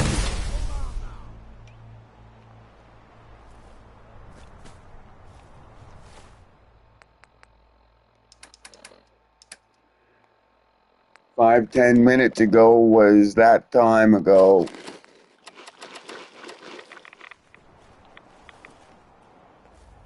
If there's something I expected ever from fucking Buddies, he never shows up.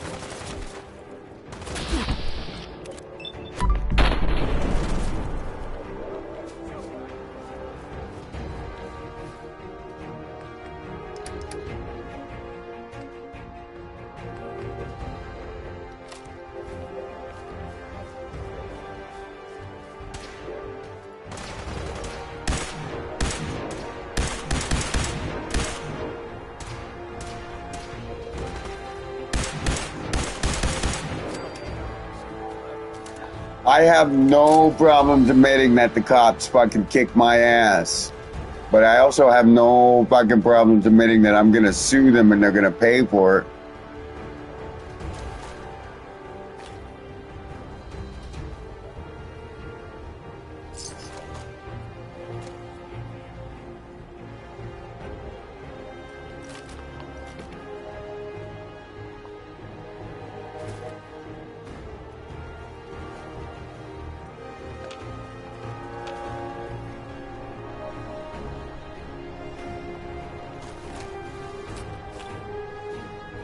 What's the old saying?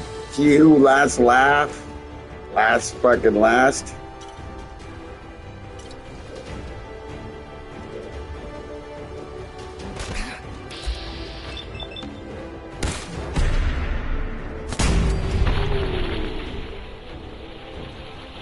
Vaporized.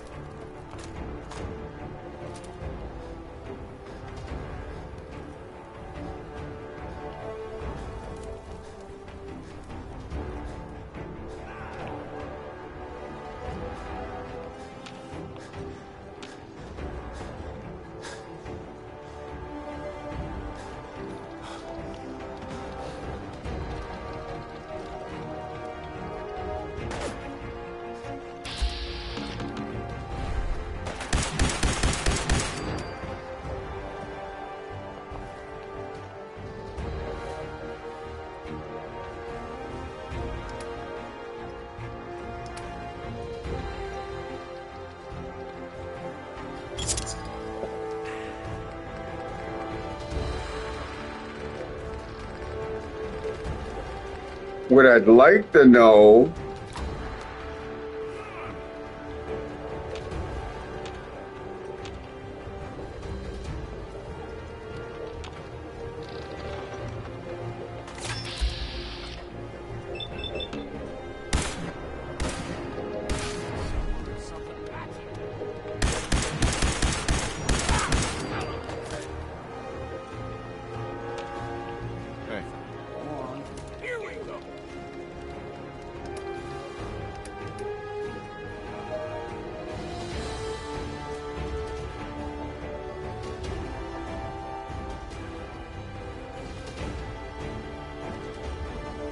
oh.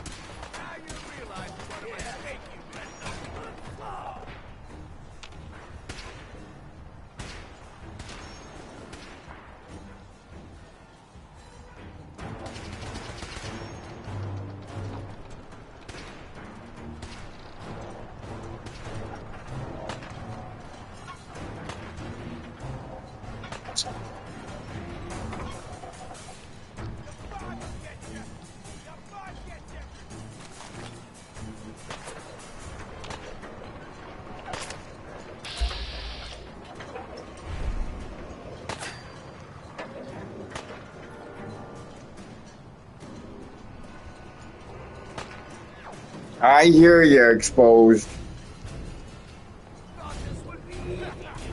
Nobody's ever believed me in my life until I filmed it. And now people say fucking, what did I do to fucking cause the whole thing?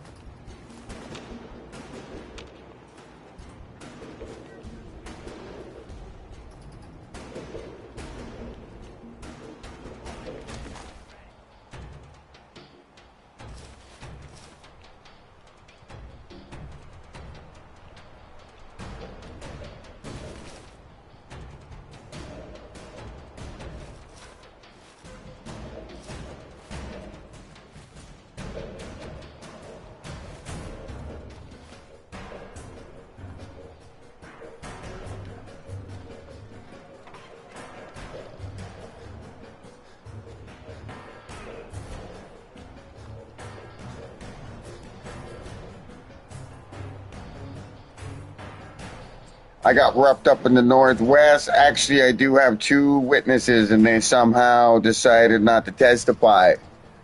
Fuck those goofs, then.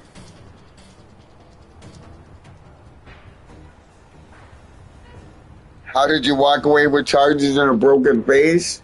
I'll find ya.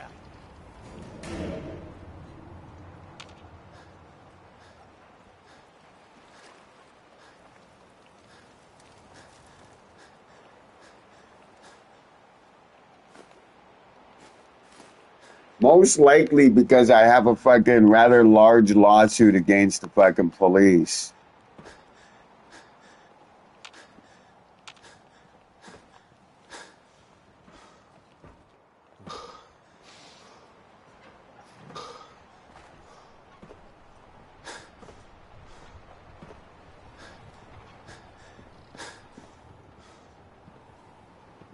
That could come in handy.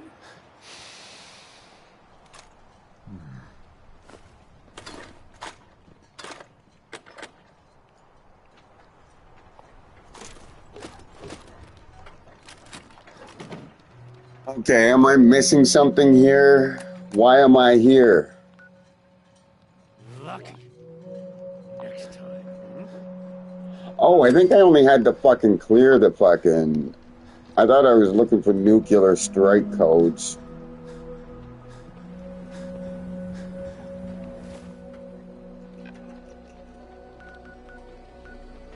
But those are right down here.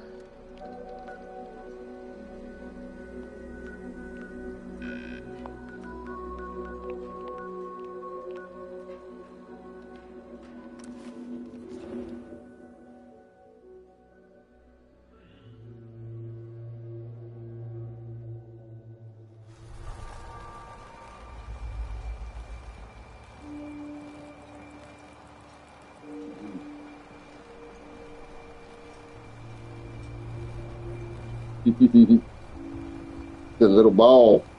Don't eat it. The little ball. You might poop it.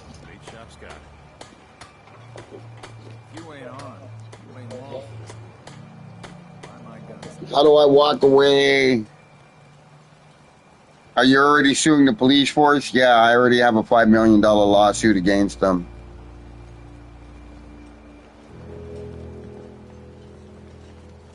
Food in front, dock in back. Beach.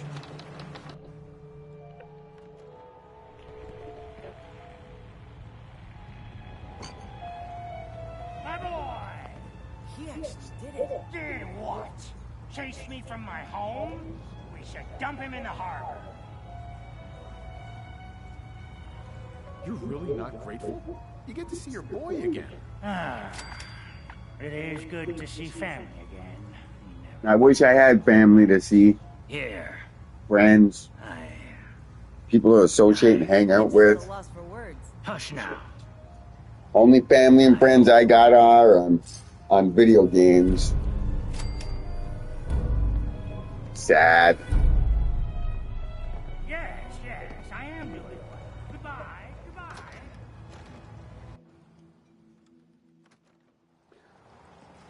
I wish I had a smoke, but nobody smokes anymore. Depending on you. We got nowhere else to go. I cleared the lumber mill for you. We gotta go see the captain. Here's your pet. People keep leaving the island. But now that there's land to call their own. Need They'll general come back. supplies? Visit the Force base. their word. We're going to turn back the tide. You'll see.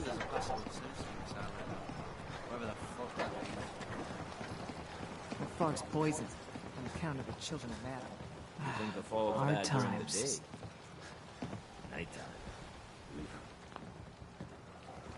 Did you really do the captain's dance? Where's the dumb bitch going? Bait shop's got everything you need. Protect your loved ones with my Bertha. fine hand. Excuse me, ma'am? Smalls, we got no time for you. The mainlander cleared out Echo Lake Lumber Mill.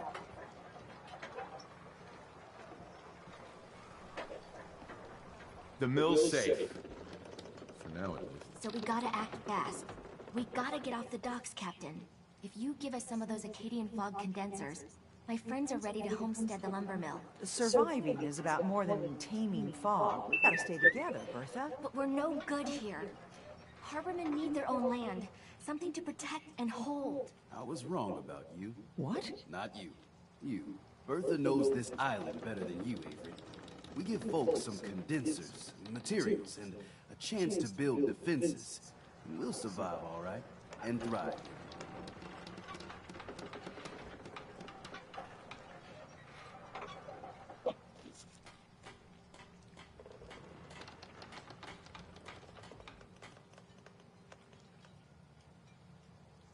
Could this really work? I don't see why not. And even if it doesn't, instead of starving on a pier, they die on their own land. Give them the fog condensers, Avery. Well, I won't stop you. Until we deal with the children of Adam, settling the island again, it could blow up in your face. Come, Bertha. You might want to check up on Echo Lake. Bertha's friends would no doubt welcome you. And take this. You never cease to amaze.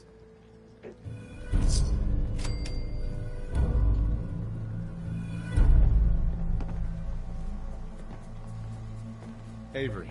It's hard to believe before you came here, all hope seemed lost. But now we've taken back homesteads. People are finally coming together. And all of it, it's all because of you. Hello? Hey, man.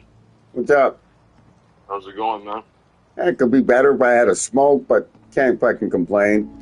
I just wanted to help my friends. We don't Alright, deserve well, you. listen, Sincerely. I just want to say something before I talk to you about this. I know we talked before and it didn't kind of work out. Look, I understand, man. Oh, Anything I give you or I do for you, understand that, just isn't enough. you know, by watching But your take videos this. and stuff that you got that antisocial kind of thing. But listen, man, I understand I'm like that kind of too sometimes, but it'd be good still, man, if we can kind of like, yeah, I wish you were still living. I know you told me you lived in Ontario for a bit, but I kind of wish you lived down here, man, because if you did, I'd, you know, you'd go out to Tim Hortons or something, I'd buy you a Coke and we could sit and fucking talk. But, you know, listen, man, here's what I want to say.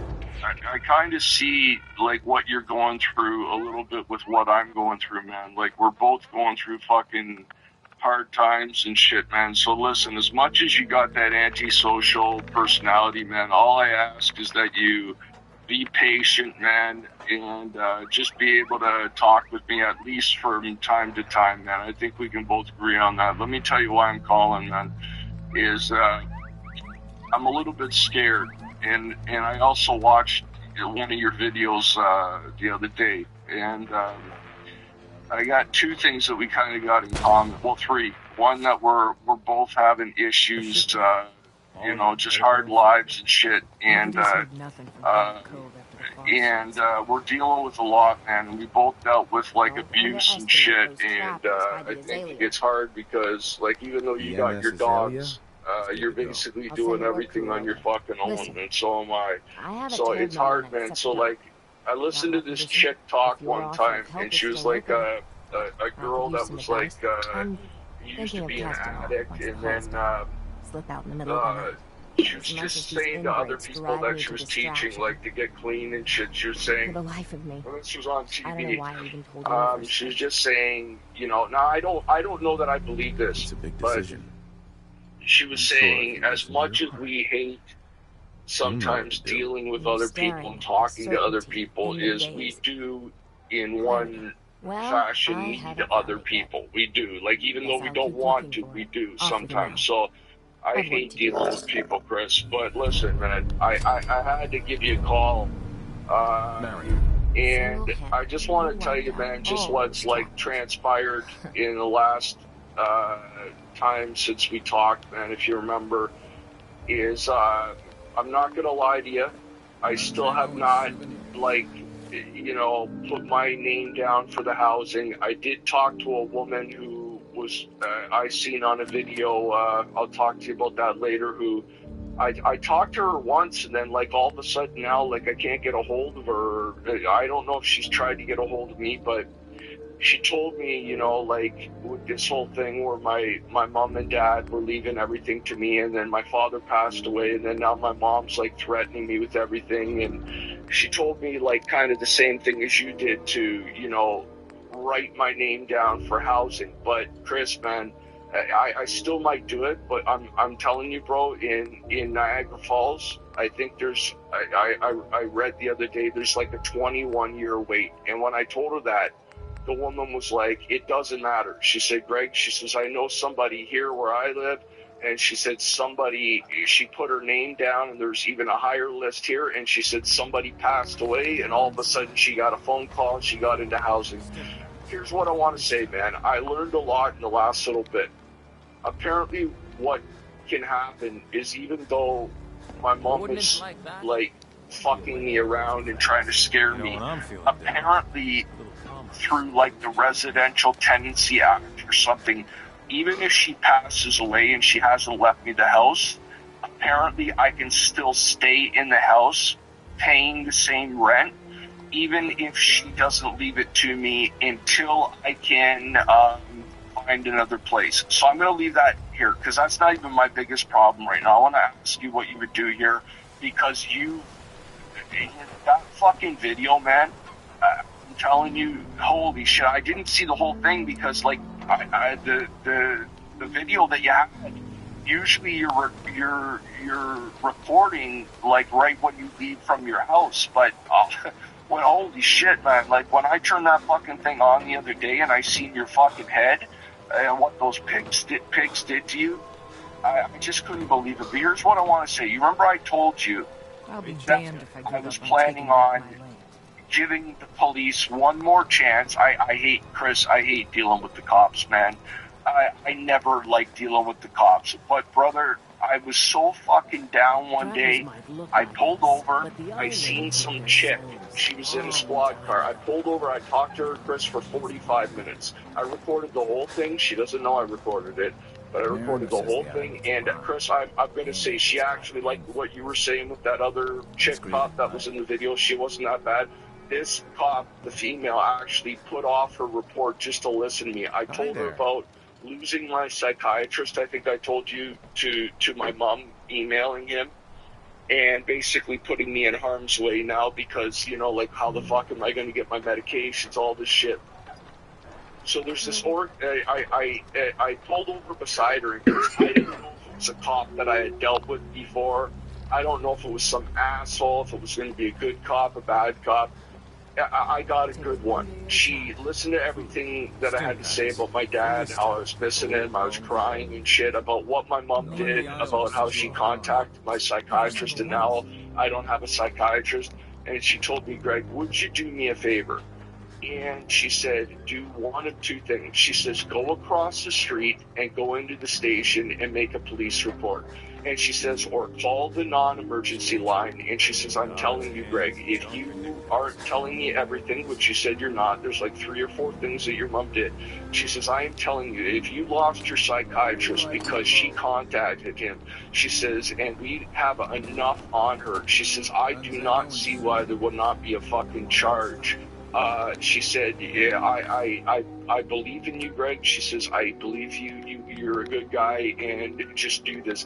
And I told her, I said, listen, there's no way I'm going into that station without a friend or a family member or recording. And I said, in the United States, you can record going into the police station. I said, in Canada, they don't allow you to do that shit. So no, that's bogus. You're allowed to record in the cop station. Well, you know what I mean, though, Chris. We know with our rights we're allowed to. They just don't allow us to. And if they find out that we are, they do the same thing to you where you did that with the lawyer. You know, when you went in to sue them and stuff, they basically threaten you with arrest. So I know everything that you know about the rights, brother. Trust me, I know all about it. My whole family was fucking military, and they died. They all fought and died. I'm not saying my family members specifically died. Not all the war vets died, but they all fought and died for our freedom. freedoms, and one of them was that. So believe me, man, I know all about that. I watch the auditing channels just like you do, I'm sure. I know all about that. But if we go in there and they find out we are recording, they won't allow us to. So yeah, I know we're allowed to, but they just don't allow us to. So she understood where I was coming from. So what I did, Chris, was, and here's what I'll say: I didn't wait 12 hours to see a cop. What's happened, Chris, now is my attitude has gone back to the same way I was when I grew up in Toronto, where I don't want to have anything to do with them. I hate waiting around for them. I'm rude to them now because they're rude back, and when they try to tell me what to do, just all that shit. So, Chris, here's what I want to say. I had 2 cops show up at my house. One of them kept quiet. He didn't say a goddamn thing. The other one took a pad of paper. I was impressed. I said, okay, well, here's what I will give you. I'll give you respect that you're actually taking out a pen and paper and writing this down, because that's an old school thing, and most cops don't do that anymore. And I get scared when I report something, because if I report a whole bunch of shit, they probably are not going to remember it if they don't write it down. But Chris, let's be honest, man. They could have been fucking writing down Greg's a dickhead on the paper. We don't know. I just hope that he was writing down what he was supposed to write down. Chris, I reported 3 to 4, if I can remember, criminal offenses that my mom did to me in the last 2 years. And basically at the end, the one cop left, and then the other guy continued for about 5 more minutes. And then I guess his sergeant or somebody called him and told him to get the fuck out of there and go to another call. So, no matter how long you talk, man, they talk over you, or they say, okay, well, I just want to talk about this, or there's never enough time. And you know this. There's never enough time to talk to these fucking guys. So I wait 7 days. I give this guy 7 days. And, Chris, I never got a fucking phone call back. I told him about how I lost my fucking psychiatrist because she contacted him. And then, Chris, I told him about 2 or 3 other things that she did that was illegal. Taking my father's things from my house that he left to me, a whole bunch of shit. And, Chris, 7 days go by and nothing. So I called the state, and, bro, I recorded everything. And I'm not going to lie to you, Chris, too. I did threaten them as well with a lawyer. But I'm not going to lie to you, Chris. I don't have a lawyer, and I don't have the money for a lawyer. You don't need a lawyer to make a threat. All you have to do is fucking wanting to move on it. You don't need a lawyer to fucking take somebody to court. I know. I know that I can do it just myself. You can represent yourself and all that stuff. But, at the end of the day, they don't know whether I do or not. So what I said was, I said that me and my girlfriend, you know what I mean, had enough, and they hadn't done shit, and how many times you gotta fucking call to qualify for criminal harassment. You know what I mean? I'm being told by one cop that they'll do something, and then I'm being told by another that, well, we've got to put it in the system, and then we've got to go through chain of command, and if there's enough, then we can arrest her. But if there's nothing, we can't do anything, and I'm just fucking sick of it. So 7 days went by, and I was so sick and tired, of I said to him,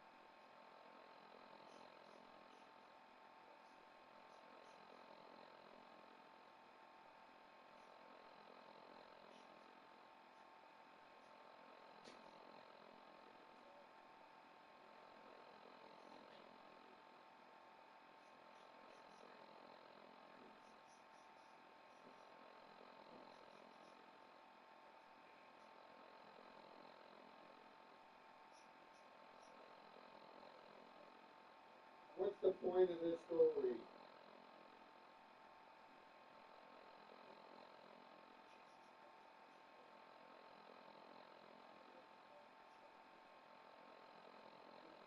12, 13 minutes. All you're telling me is shit I already know.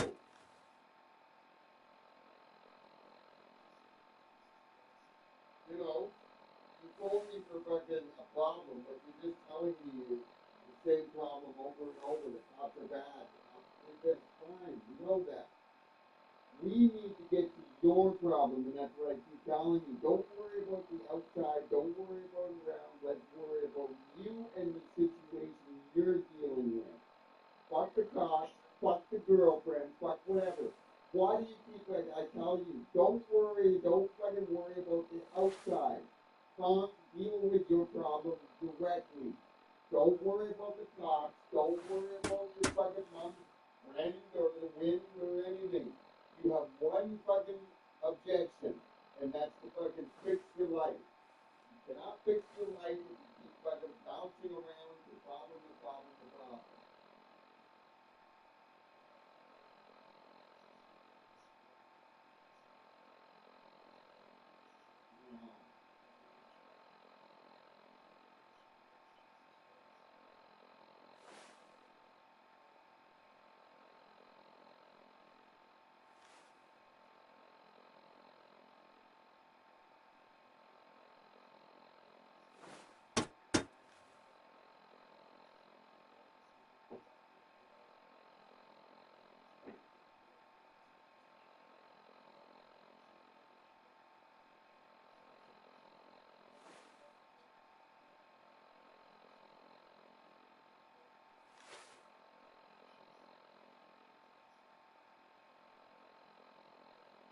Listen, it's 15 minutes and all you've gone on is about everything else except fucking the issue that fucking got you calling here. The issue that's fucking bothering you.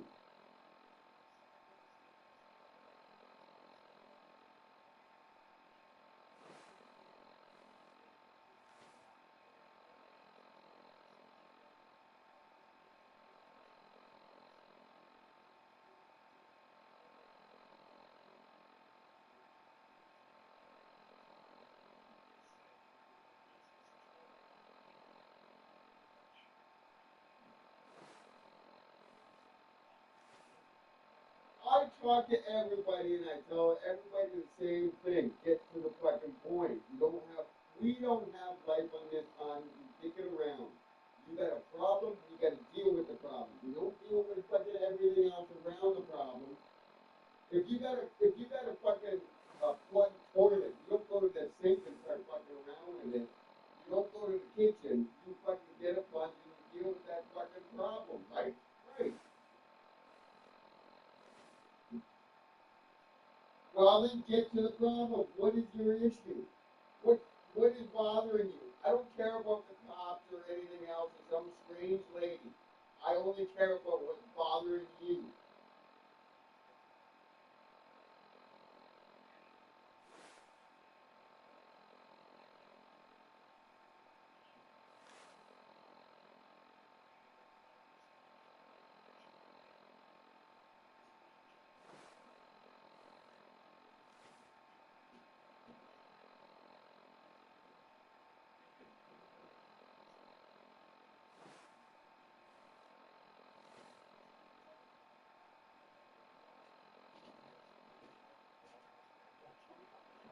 Then when he found out that I didn't take shit, then he kind of backed off of it, you know what I mean, and kind of agreed with what I was saying.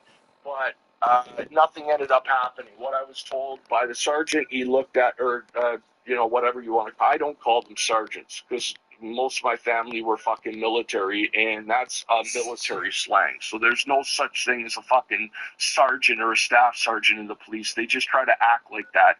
So, and they don't like when I tell them that, and I did tell them that. So he tells me he read the fucking report. I didn't get a phone call back from the cop because apparently there was a death or something in his family, so he didn't call back. But Chris, I didn't get a phone call back from him even the next day or a couple days afterwards. So the sergeant tells me that the Criminal Investigations Bureau was notified by the cop, and he was looking at the computer, and apparently that everything that I reported, and I can't remember the exact words they said, but this is what they meant, is that nothing ended up happening. It was reported, and that it was shut down and not going to be opened up for investigation. So just fucking bullshit, man. I wasted my fucking time again. And now what's happened is I've just gotten back to how I was when I grew up in Toronto, growing up in the ghetto and shit with my friends. I don't want to have anything to fucking do, even with that nice police officer, that female one. Now, I've become more of a dick now, how I was. I wasn't like that after I left Toronto. I continued being like that, and then I started opening up a little bit more and being a little bit more nicer and shit. Now I'm just fed up because I'm dealing with mental health. I'm dealing with not having a doctor. I'm dealing with cops that don't give a fuck. And then I'm dealing with a mom that's fucking trying to ruin my goddamn life. And not having anybody to even fucking talk to about it. So, here's where I'm at now, what I want to ask you about. I don't think there's anything I can do about the cops. You're probably going to tell me maybe to sue them, but I mean, what the fuck is even the point, man? I don't even think anything will happen. You can't sue them because they didn't do anything. Well, that's the whole point. They didn't do anything. And then when I'm talking to other people, when I do talk to other people, they do tell me to sue them for negligence for not doing anything. They can't. Right? You can't. No, I don't know. Anyway, the bottom line You can, but it's fucking a waste of money and you'll fucking take a lot of time in court and shit. But exactly. Well, that's one of the reasons why I wanted to talk to you. Here's the main thing I want to talk to you. I saw that fucking video of you in the doctor's office, and then the cops fucking show up and grab you out of there. Oh, that's fucking some years ago. Okay, but it was a video when I watched it. At least you fucking know that I care a little bit, man, or else I wouldn't watch your fucking videos. So, here's what I want to ask you. I got with this organization down here, I'm not going to say the name of it, but I told them what happened to me, how I lost my doctor. They told me, don't worry, you found your place, you're safe with us. I talked to a couple different people, especially a nurse practitioner. She said, Greg, she says, can we putting off the whole finding you a doctor thing right now? Because she says, I can continue medicating you with these medications. So here's where I'm at, Chris. I've got 2 months of medication basically left. And Chris, if I stop this medication, I could die. So I have a place that said that they would continue medicating me.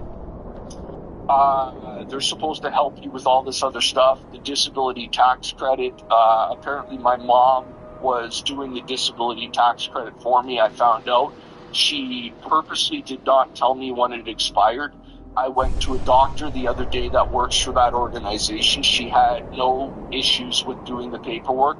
But Chris, I don't think that anything's going to really happen, because with that disability tax credit, it went back like 10 years. You can get money back. And they tell you, well, you can maybe get money back or you maybe can't.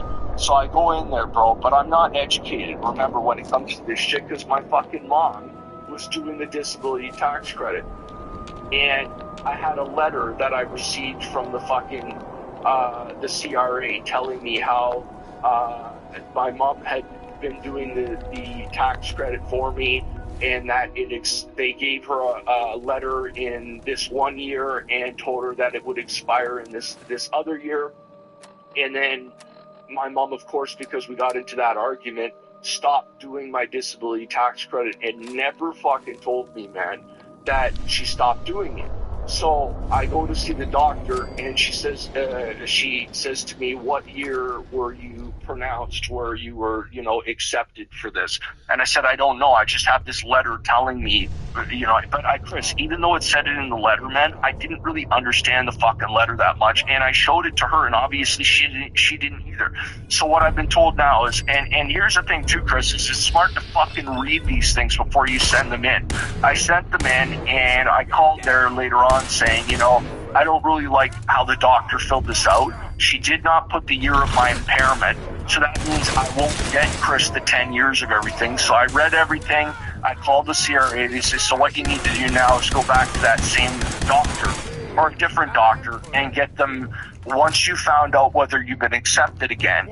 If you haven't been accepted, do it over and put this year, because this is the year that you were impaired at when you were accepted for the disability tax credit. And I said, okay, but I guess it's too late now with this. And she said, yeah, you got to wait until you find out. And she said, what'll happen is even if you're accepted, she says you'll only be accepted for that year. So she says you'll have to, redo it with another doctor. So here's what the place has done for me. The place is they've set me up with a psychiatrist that they kind of get from time to time that helps them out. Because they were going to, Chris, I don't know if I told you this, but the same doctor that treated me like shit, who my mom contacted, he referred me to this place that is in the hospital and has all these psychiatrists that work for him. And I was told by a cop, by a lawyer, and by a woman that I know, a very learned woman who has a kid that has a mental health issue. She said, Greg, do not go to that appointment. And I said, I know, I've been scared to go. I said, and she said, because the referring physician who referred you there was the same guy that your mom contacted and that you yelled at and then called the police at, who treated you like shit. So what do you think's gonna happen if you show up? And when I see that video, man, if you get dragged out by the two cops and shit, it's real, man. It's real. It happens to people. So I canceled that appointment, and what I got with this new place... What the hell? What? Leia!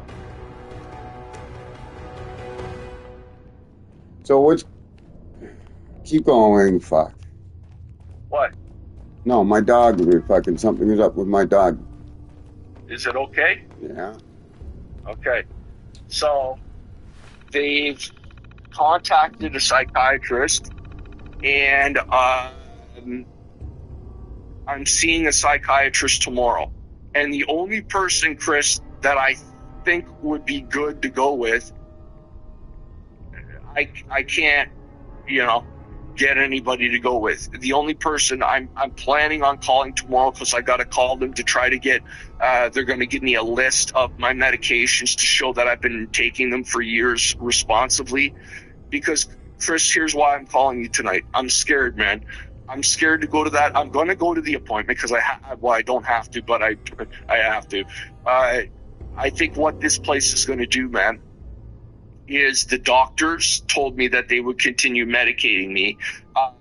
But now that they've gotten a psychiatrist, bro, I've got to show up at this appointment tomorrow. No, you don't.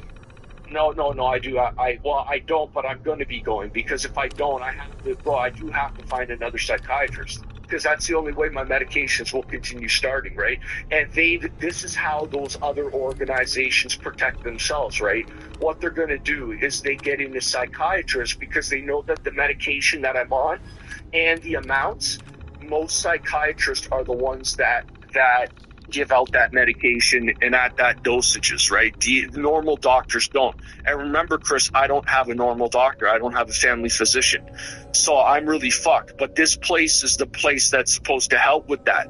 But what's happened is I think that they've taken away their help, because if I see this psychiatrist, and if I don't see the psychiatrist, either way, I feel like I'm going to be fucked, because if I don't see them, then they'll be like, well, we set you up with a psychiatrist and you didn't bother to see them. So I got to show up tomorrow.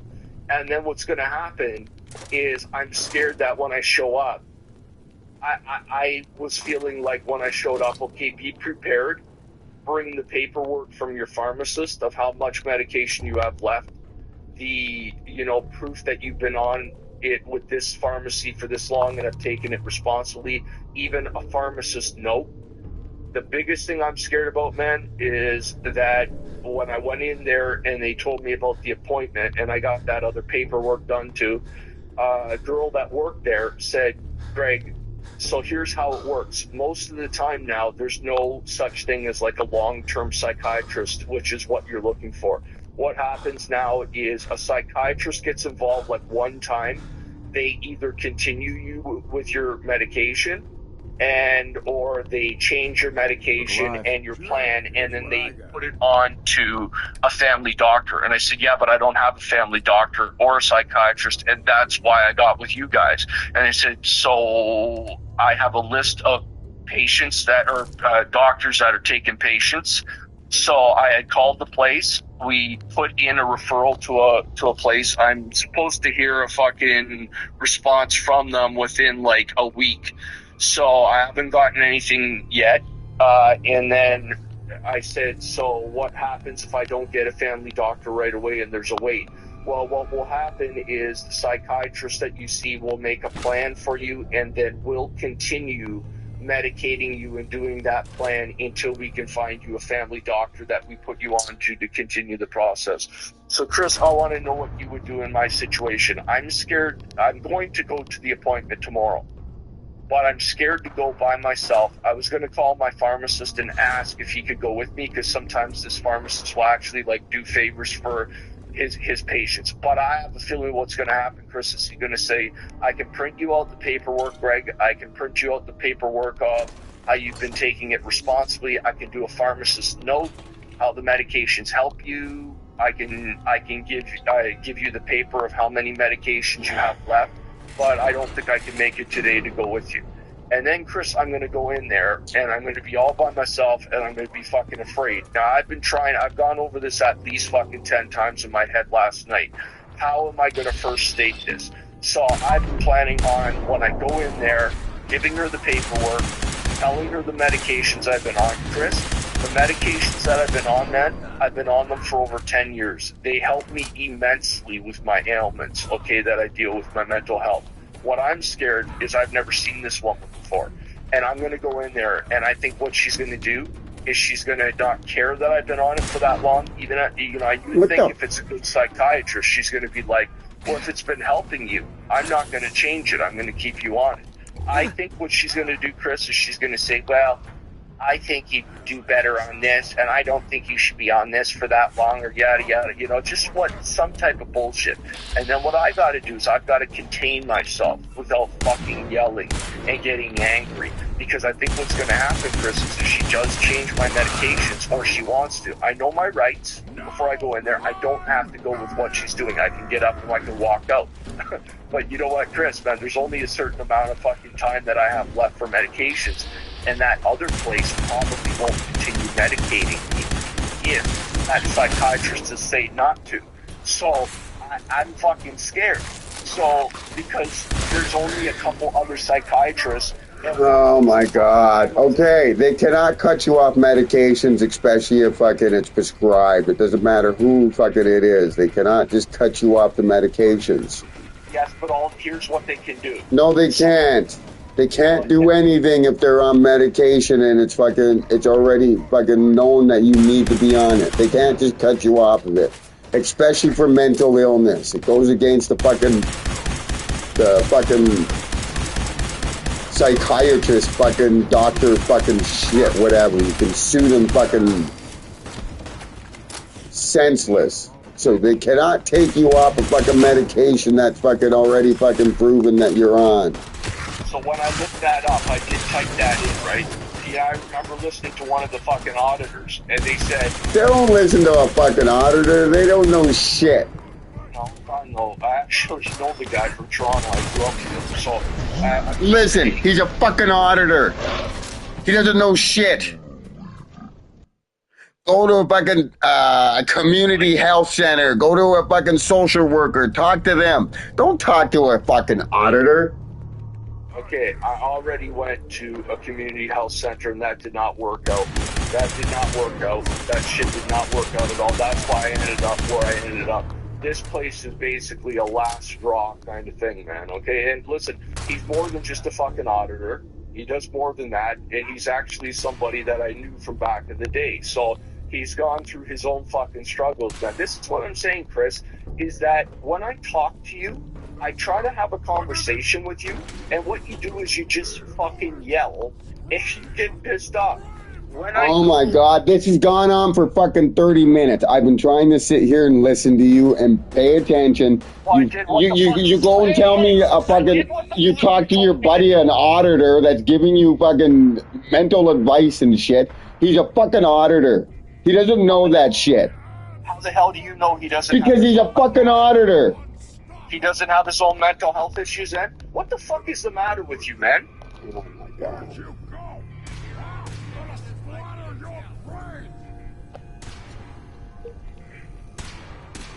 30 minutes, and I'm the asshole. Round and round and round and round. I tried to help this guy. I understand this guy.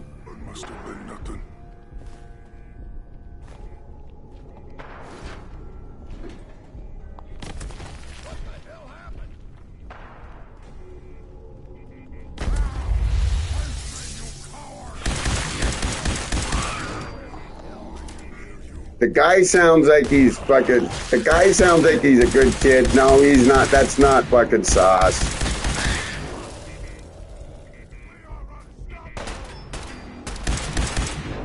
He's a confused kid that's been fucking... He's not sure what the fuck's going up. Been screwed around for so long. He tried to call me before, and I've told him before, get to the point, but he likes to fucking describe everything, right?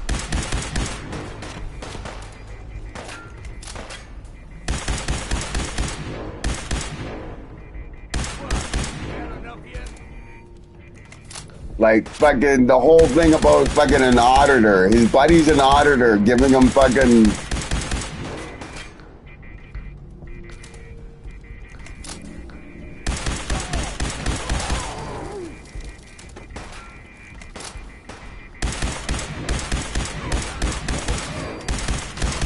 And then he says, I'm antisocial because I don't want to sit here for half an hour and listen to his life story. He's got problems. You don't fucking get anywheres in life and problems if you just fucking beat around the bush. You know?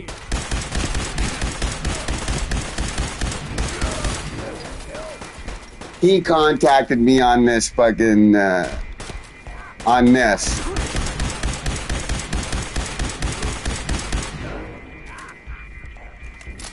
At first, he said his mom was bad to him. I tried to explain to him to just fucking move, but he had an excuse as why he couldn't move or anything.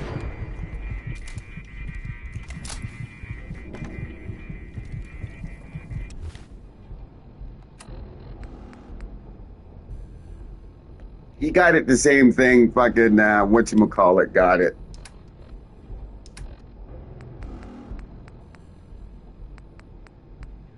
But I almost am not going to turn down somebody that's fucking needs help.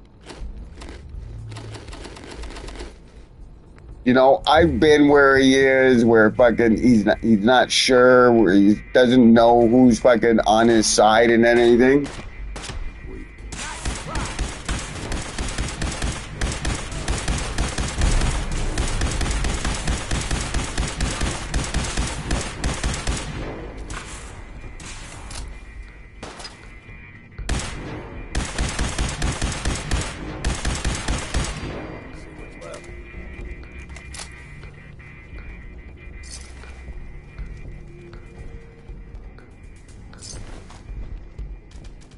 Like, no matter what you can say, I don't think he knows you well enough to get it. He got offended when you swore at him, and it doesn't help that he's dealing with.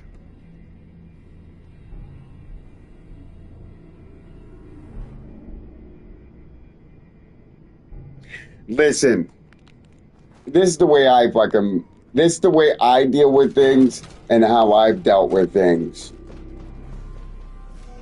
You don't get anywhere by fucking whining and crying and fucking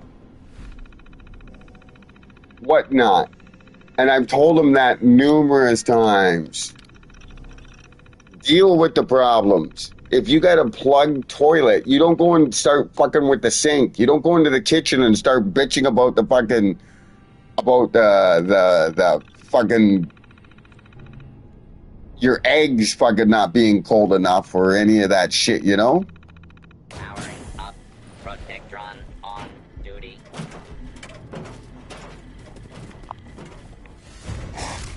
All right. Time to stop for a drink, yeah? And I was like him when I was a kid.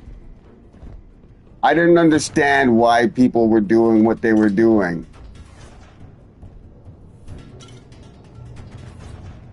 Being shit on, being whatever. Hauling all that gear around is just gonna slow you down.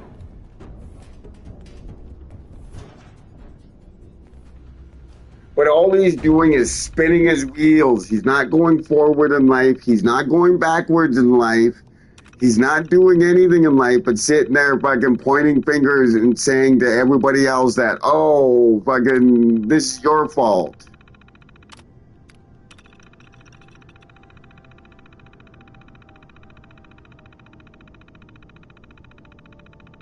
I don't know.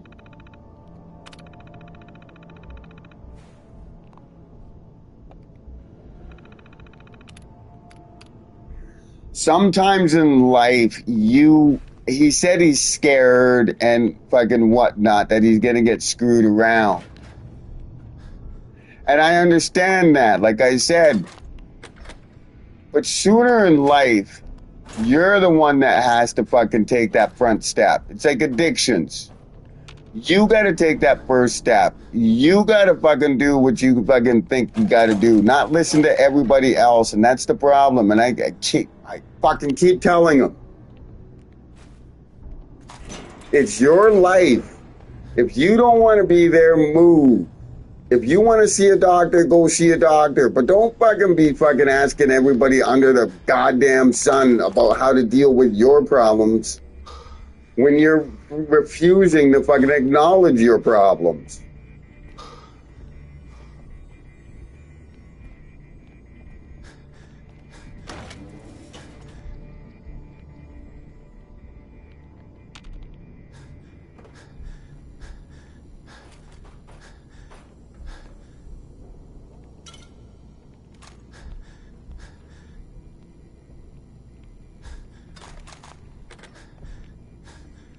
He's so busy and worrying about what everybody else has to do for him.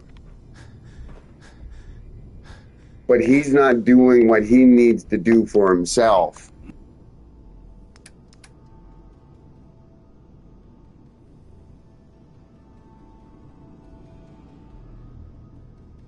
And that's all he does is talk in circles. And I keep telling him, get fucking help. Don't go talk to fucking, don't waste time in talking to fucking Timbuktu or fucking, you know, videos or fucking shit like that.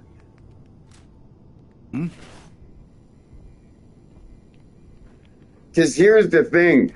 He's gonna keep going around asking for help. Somebody's gonna take advantage of him and fuck that boy right over. Real bad.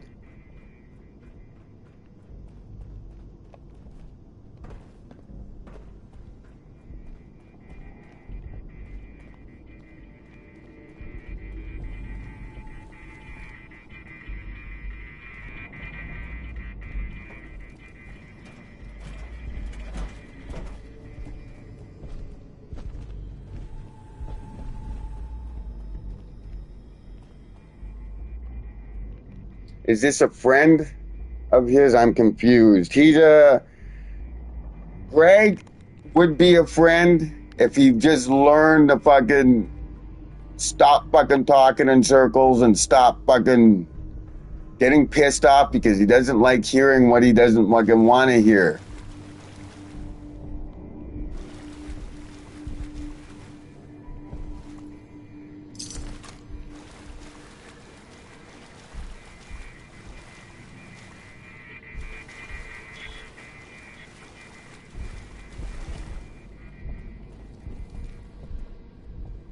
He's got it in his head that everybody's after him so fucking bad that he's not listening to anybody.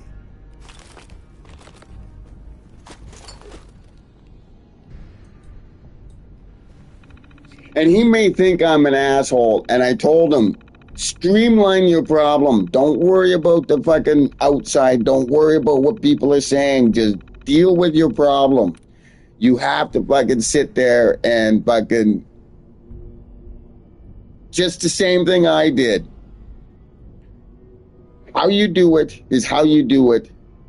But in the long run, you gotta fucking face it. It's like your nightmares. It's like fucking when you were a kid. You're the one that had to look under the bed to make sure there was nothing there. You're the one that had to go into the closet to fucking settle yourself, you know? Some things in life you have to deal with yourself. And he's got so many different fucking ideas in his head because he keeps feeding the monsters. And I keep telling him to ignore those monsters.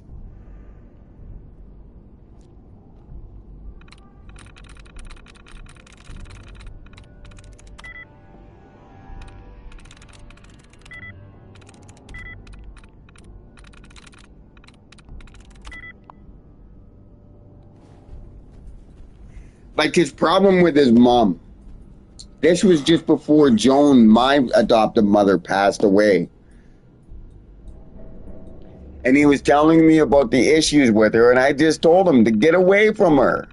You know, you have all these issues. They all fucking coalesce around fucking the problem with this individual. Get away from them. Move. Oh, I can't move. Well, yes, you can move.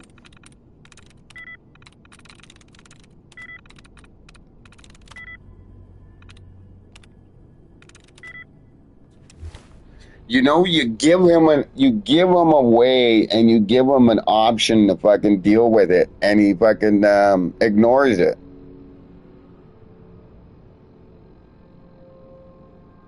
And then he gets mad at you.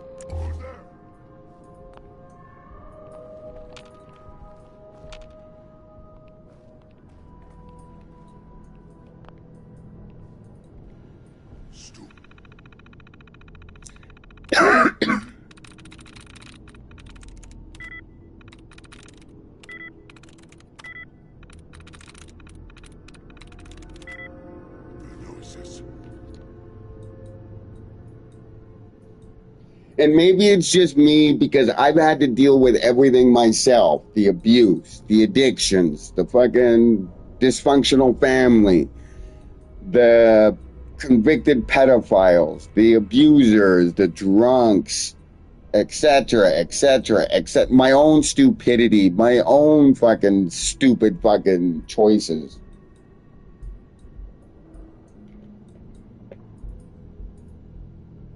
I had to deal and face those choices on my own, just like he has to. He's a big boy. It's time to be a big boy.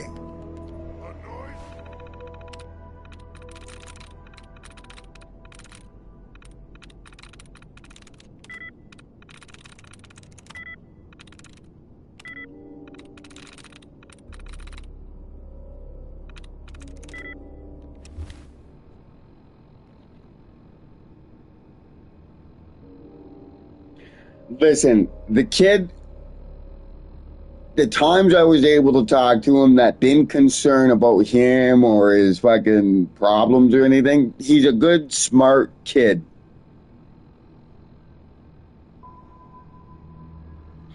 But he's been coddled way too much.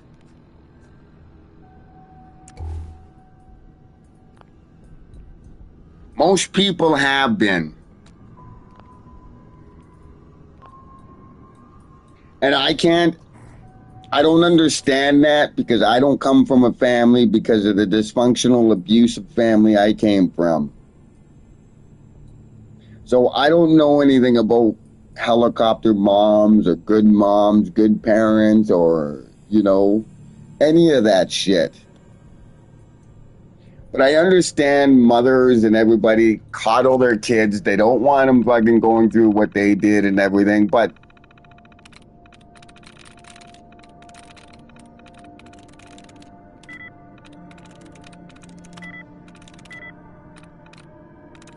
That's it. surely people can see they're doing more harm than they are fucking anything by coddling their kid or by not showing them, by not fucking, you know?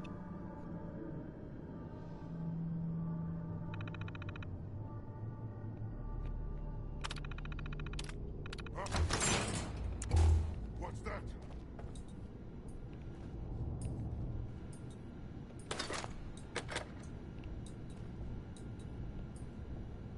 Here's playing tricks on me again.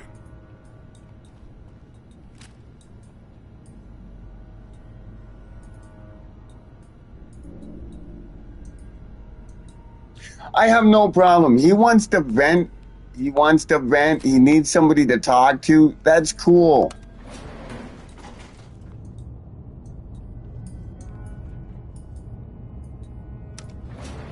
But you just don't take somebody's time up with fucking 30 minutes of talking about your own problems. And if you try to say change subject, the guy fucking jumps down your throat.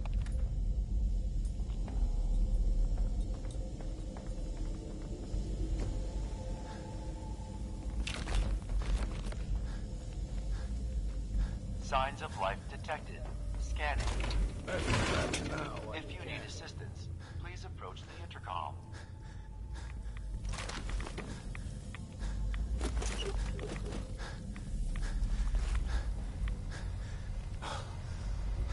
What intercom?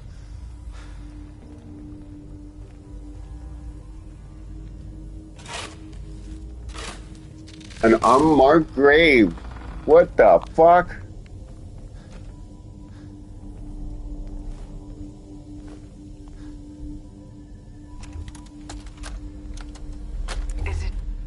Is it going to be painful?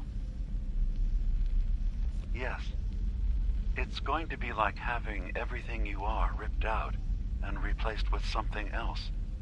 Someone else. The guy's alone. I wish I could help him. You know.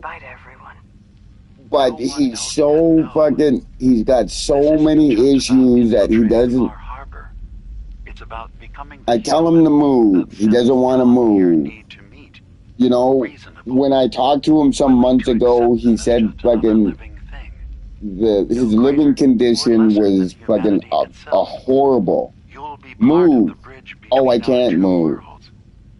But then he would go on about fucking his living conditions and fucking what's going on, and I keep telling him, well, move.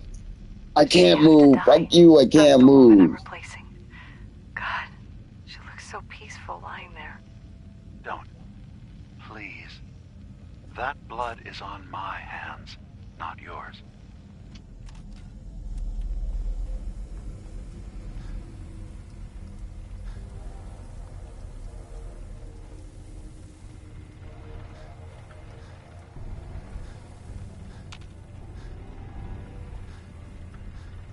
Holy shit.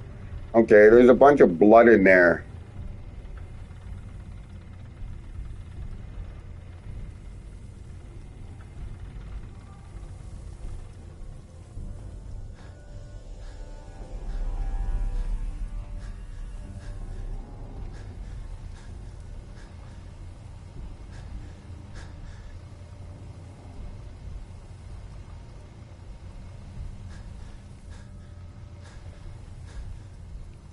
I understand about being alone. I understand about the system that he's scared about the system, and I know exactly what he's scared about. He's scared these fuckers are gonna fucking commit him.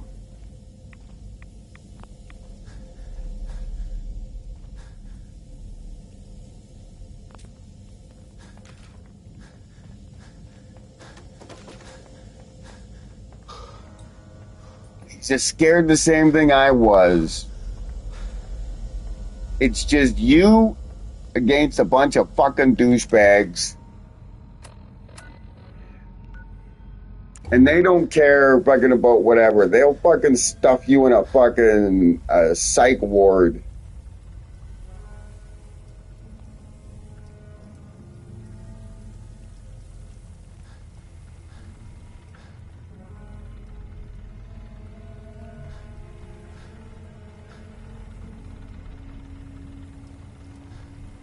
Re-scanning. User isn't approved to enter the medical containment area. Can't say I mind the company, though. It's been a while.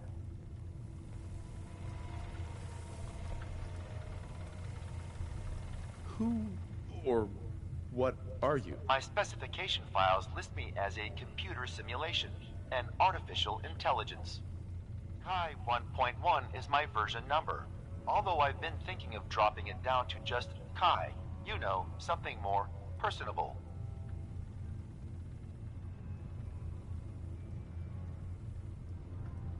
I don't think any approved user is going to show up. You can either let me in, or you can keep waiting for eternity. Your choice. You actually make a really good point. Very well. There you are. Now, if you'll excuse I me, could do so much better for him, though. Because I understand, but goddamn.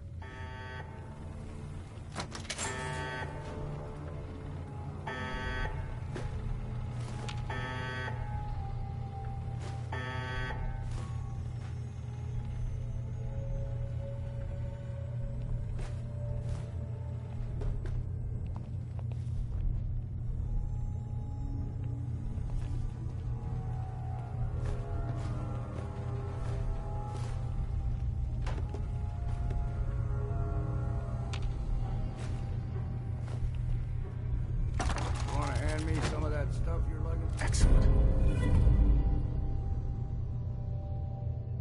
Around.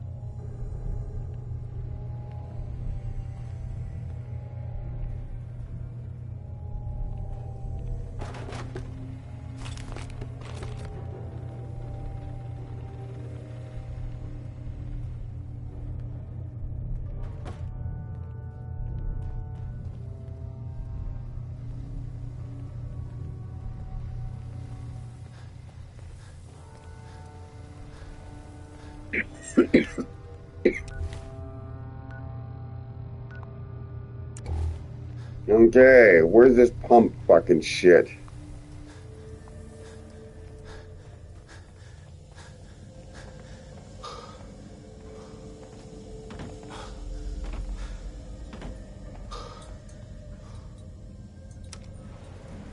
Going up. And the worst thing is, he doesn't give you a fucking minute to fucking be able to fucking give your opinion. No. They had EMS there. What's that?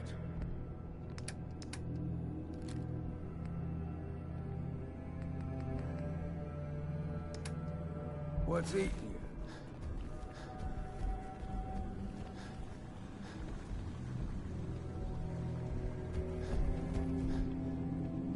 I know that.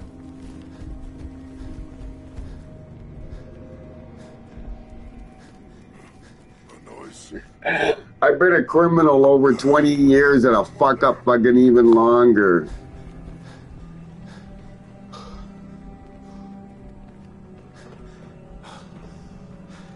It should be one of the first things I found out the hard way.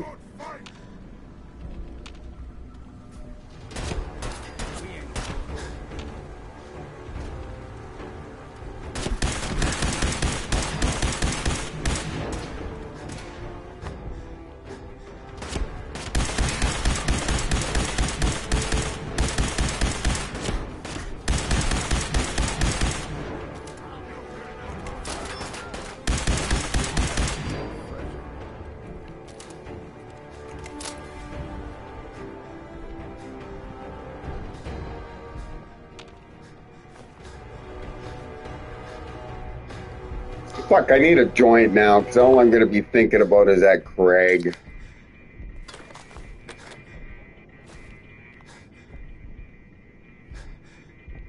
Fucking guy.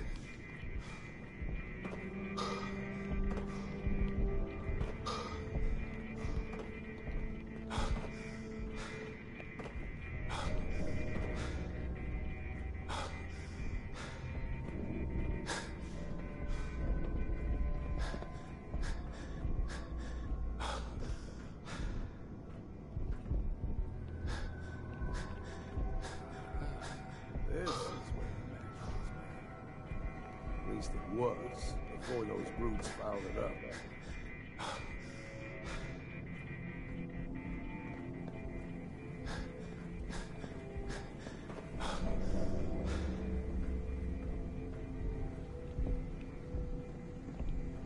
Okay.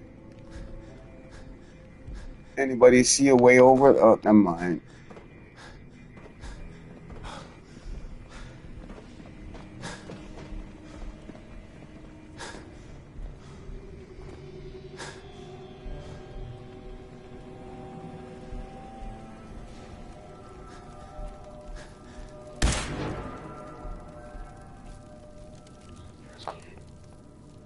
And as I said, the guy's a good guy, you know. But he needs to give other people a chance to be able to fucking explain to him.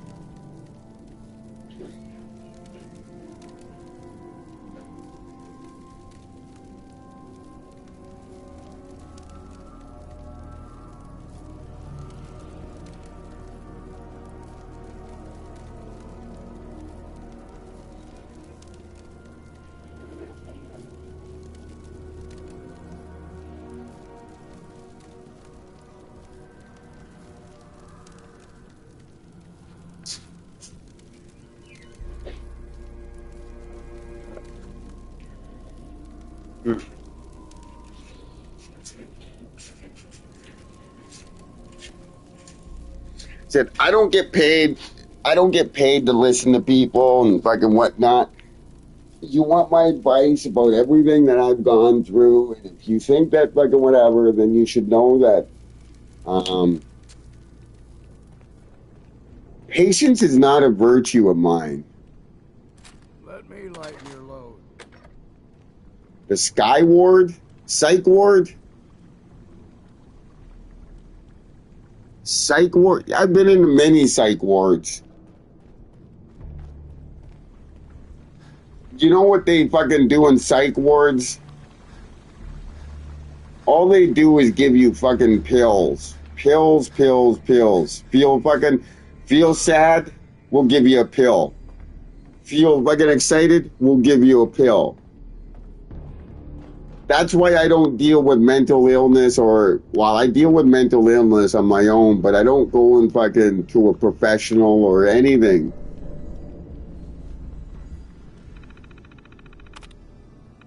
Because all they're gonna do,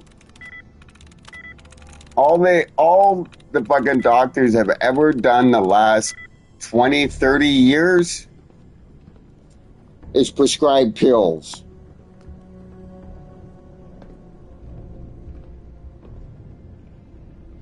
You know?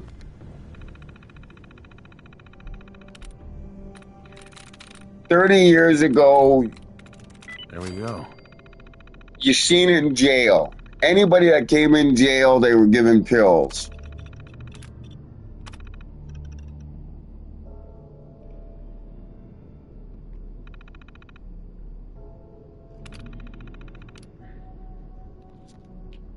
Hold on.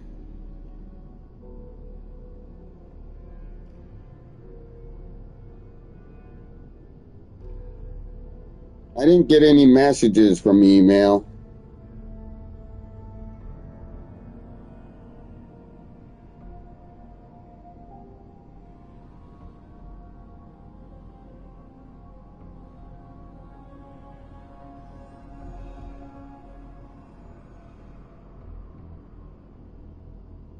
Oh, thank you, Securito.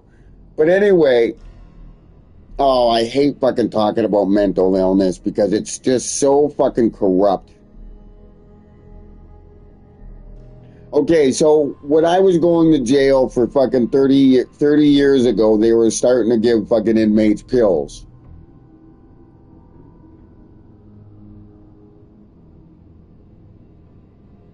Clearisol, what'd they call it? Clearisol, I keep getting the name confused. But fucking basically, if you felt sad, they gave you this antidepressant. If you felt sick, they'd give you this fucking antidepressant.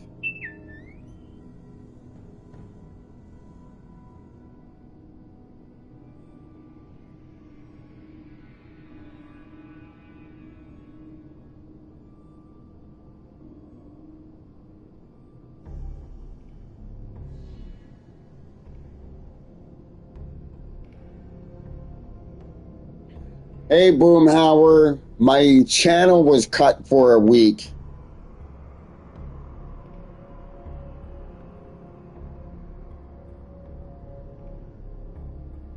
I was given a community fucking strike. But I didn't realize that I could have fucking boosted it. I could have got it fucking,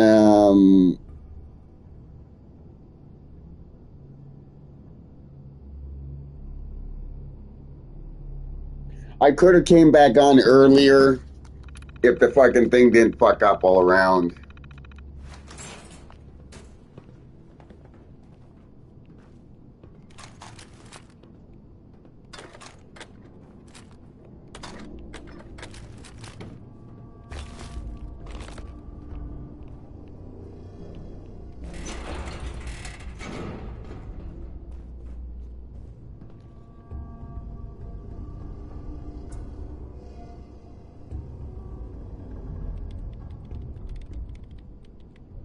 Okay, back to Craig. The guy that fucking called me and fucking tried to fucking tell me his problems. Craig, if you're listening, if you're watching this listening,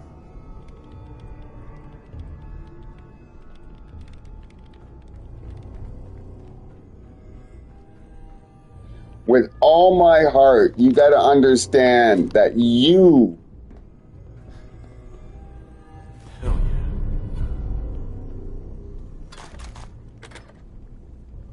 need to you need to listen to other people.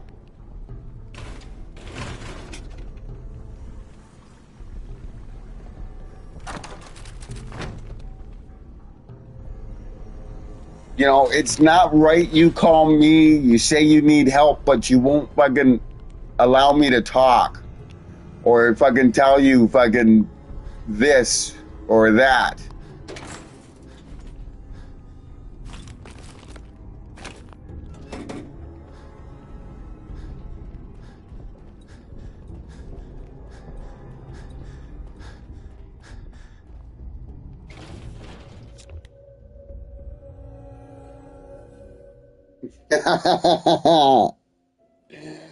Boomhauer, my bad. Okay? Please forgive me for fucking... What's that?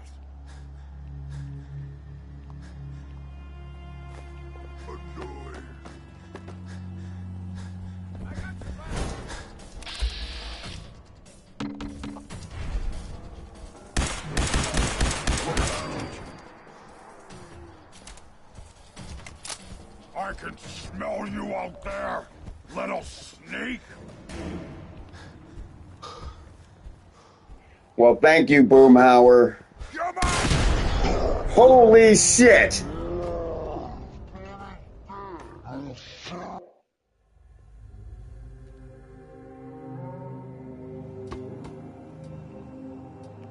Oh, luckily I only died right here.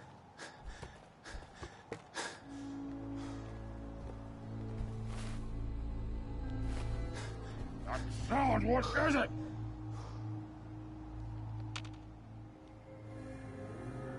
Why do you let that Nazi... Well, it's not like I fucking anticipated, like I said, hey, you know... It's not like I fucking... I went to them and said, hey, you know what? Please beat the shit out of me. We ain't alone.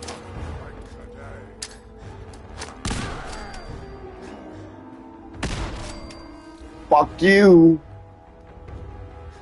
Bye-bye.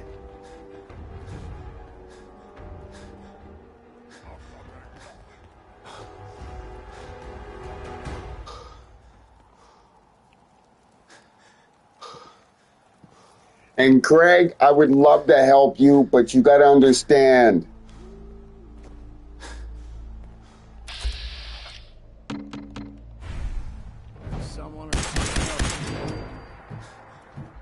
I didn't allow people to sit there and make decisions for me like you are. I went and did my own decisions. I needed help. I went and seen. I didn't allow anybody to fucking deter me, to get in my way.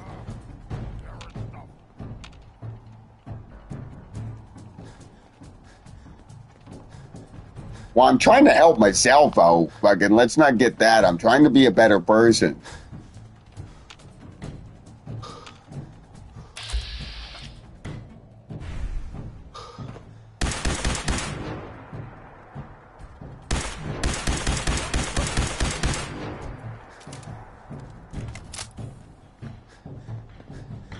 Eyes open, something's stalking us.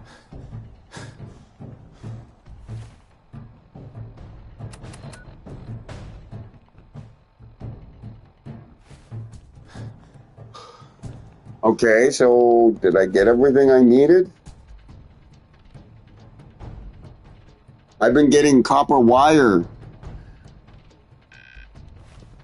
Dude, back in the day, I used to do that. They were giving fucking $1.75 a pound for that shit. I can only imagine it's gotten more fucking now. We've got company.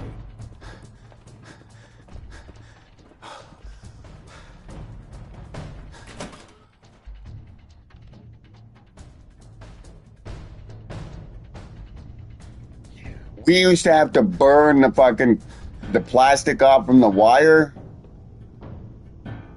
Thought this would be easy, did you?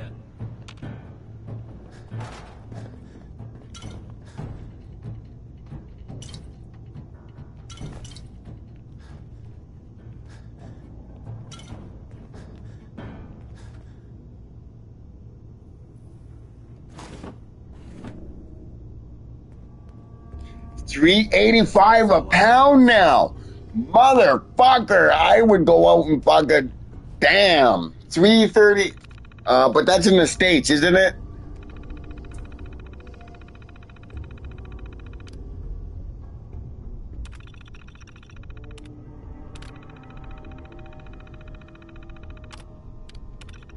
You don't need to cut through the sheets. Just send them, give them the whole entire sheet. Unless that sheet fell off a fucking truck late at night.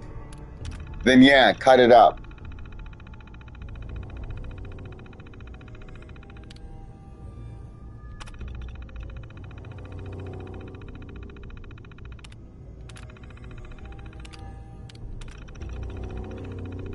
Dude, back when we were doing that, we had to fucking burn the plastic off the wire. You know how many fucking... I set myself on fire one day because fucking wasn't paying attention. Alcohol was involved. I went to torch the pile of fucking wire. Next thing I knew, fucking fire was all around me.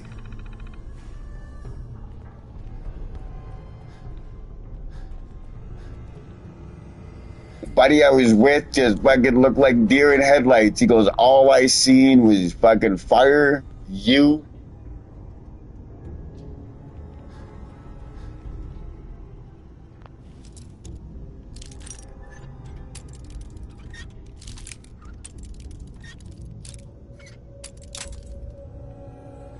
Sometimes you gotta do what you gotta do to survive, fucking Sekiro.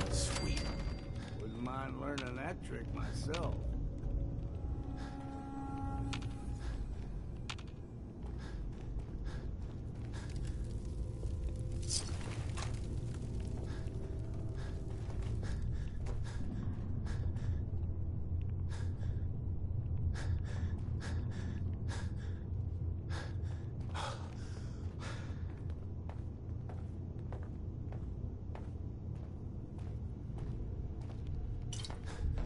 Sekiro, fucking corporations and companies are thieves. They steal your time. They steal your fucking money. They fucking lie to you. They do everything to you.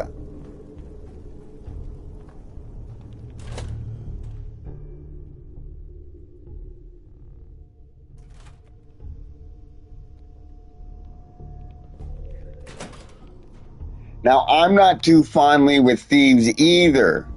But is it such a thieving? Is it such a problem if fucking people are starving and fucking whatnot?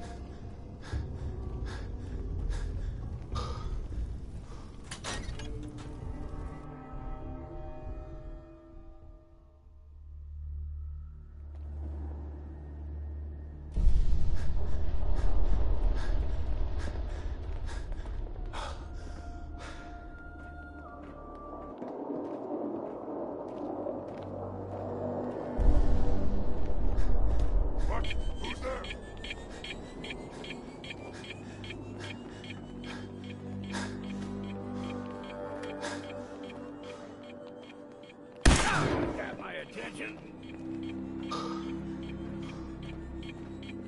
Hello, someone there? Good.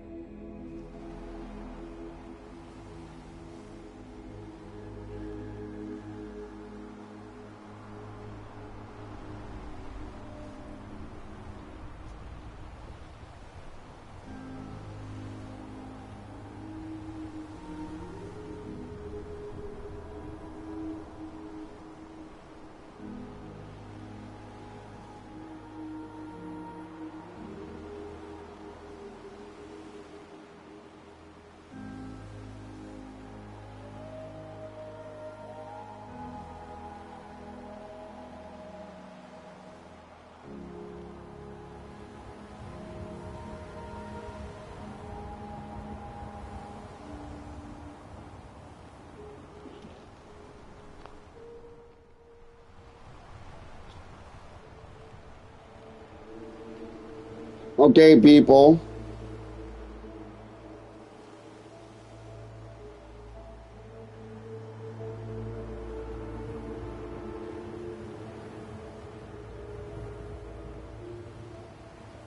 I will be switching over to a live in 3, 2,